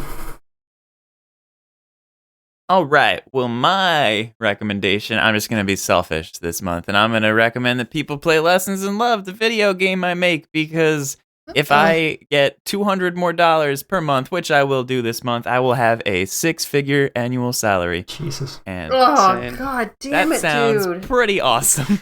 God damn. Oh. Where might one procure your video game? Patreon.com/lessonsinlove. There is a public download available for free, and then a Patreon download for $5 that has roughly 2 to 3 hours extra content than the public one. I'm sorry, I wasn't paying attention. Could you repeat that, please? Which part? The 6 figures part. The figures Really, part? really Six- rub it in. The 6 figures. Yeah, I'm at combined on Patreon and Subscribestar, $8,200 a month right now. That's The gross. swag There is still part. taxes. God. The But swag yeah, part, the make it rain part. If the make it rain part. I'm gonna have a 6-figure salary soon. So that's weird. Ugh. Yep. nobody knows what to say. I absolutely do not know what to say. Sometimes you just gotta I am channel proud your of you and sadness and disgusted. love of cute girls into one entity and make money off of it. Yeah. I'm proud, sad, and disgusted and jealous. I think that is pretty much exactly what I said when he first was able to make a living doing it. I think whenever he brings it up, I always think about, like, where does the money come from the people who are spending the money? It's interesting. I was looking at my stats the other day, and I have just as many $100 donors as I have $15 donors. Wow. Which is a strange stat, and more than half of my $100 donors are programmers. I don't know, what this means for the programming community, but Sounds like you might need to that's shift an your interesting audience tidbit. or your targeting now. I don't know how I should feel about this. Yeah, I think that you should give me $100. Apparently. DJ, could you DM me some custom art and then I can sell it and get some of that shine? For $30 a month, you can have one piece of custom art every month. Just go the NFT route. Yeah, the Oh NFT no! route. Don't give him any ideas. It'll be the next thing that he starts making bank off of. Oh, God forbid I make more money. No, I'm bringing you down into this boiling pot of water with the rest of us crabs.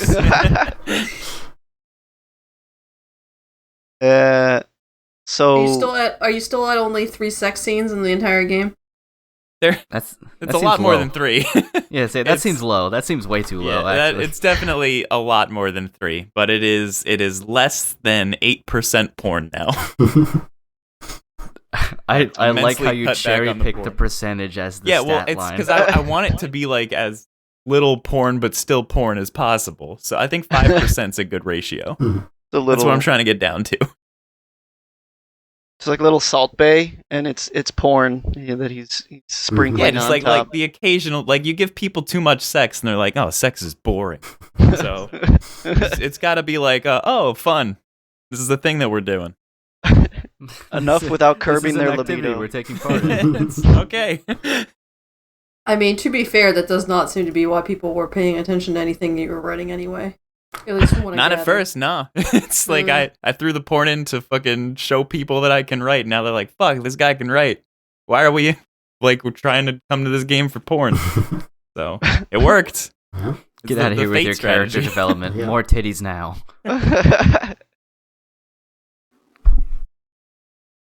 Yeah, let's see, more recommendations other than DJ's game. I think everybody should watch, if not buy, Kaiji, which is coming out on Blu-ray. I like how Cain goes on this huge tirade about Sentai Blu-rays. I double-checked to make sure I double checked and I saw, if you pre-order it from Right Stuff, it's $60 and you get 52 episodes, so you're paying about $1 an episode. That is less of a sin. All right. Because you're not paying $60 for 12 episodes. You're getting 52, which is quite a bit more. Yeah. So I double checked because I knew you were going to bring it up. That first and second season? It is, yes. I watched the second season yet. Yeah, you get Kaiji Ultimate Survivor and then Kaiji Against All Rules, which are the 2 seasons. And just in case anyone was wondering, you do get the clean opening and closing ending. Thank God. It's the only reason I'm buying it. All right. The only, I'm only reason to own it. Yeah, it looks like it'll normally retail for $100, which then you're paying $2 an episode, which, depending on your math, I don't know how you feel about that. But I guess if you pre-order it from Right Stuff right now, you'll get it for $60, which is pretty good for the just sheer amount of content, 6 discs, etc., etc. Though I find you get better deals, like in general in anime, on old shit in the first place. Oh, for sure. Yeah. Much lower licensing costs. Absolutely. Plus, Kaiji has great nose art. Oh god, everything's so pointy. So pointy. So pointy. Man, it makes Conan look round. But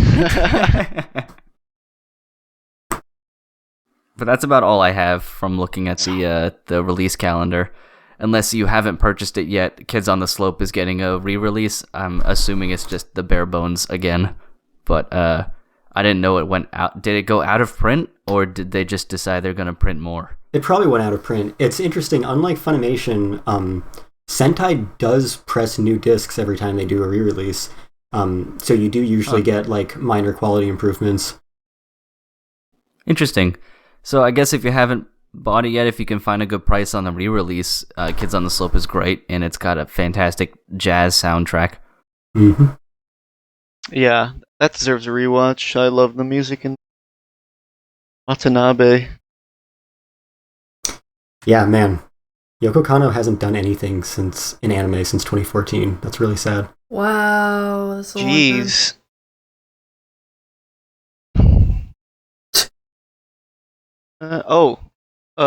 Besides all the wonderful shows we talked about,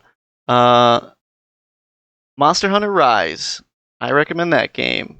Go buy it and hunt with me, please. That's my recommendation. Which system is that on? That is on the Nintendo Switch. Yeah, okay. I do not have one of those. Dang.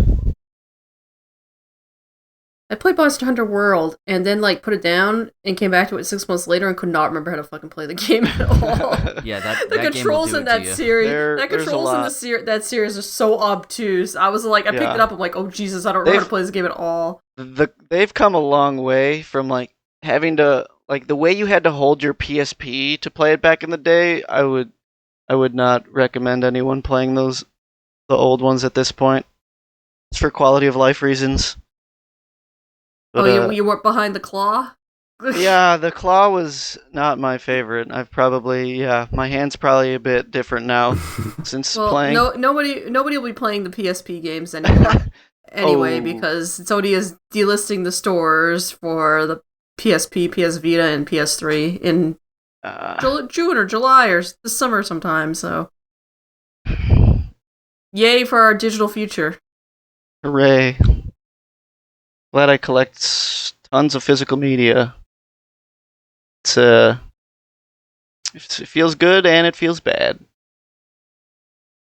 Stuff. Any more recommendations, Kate? You have any? I don't have any new recommendations for anything. Cool. Tell me if I should buy a 3D printer. Yeah, you should. You should. Absolutely. It's a great investment. I am buying a fucking industrial photo printer, a button maker, a sticker maker, and I can use your 3D printer. Button makers for $30 a month. But that's fine. Buttons That's a are fair fee. Yeah, the dude makes $9,000 a month. What does he care? What's $30? $30 is 6 iced coffees. Oh my god. What?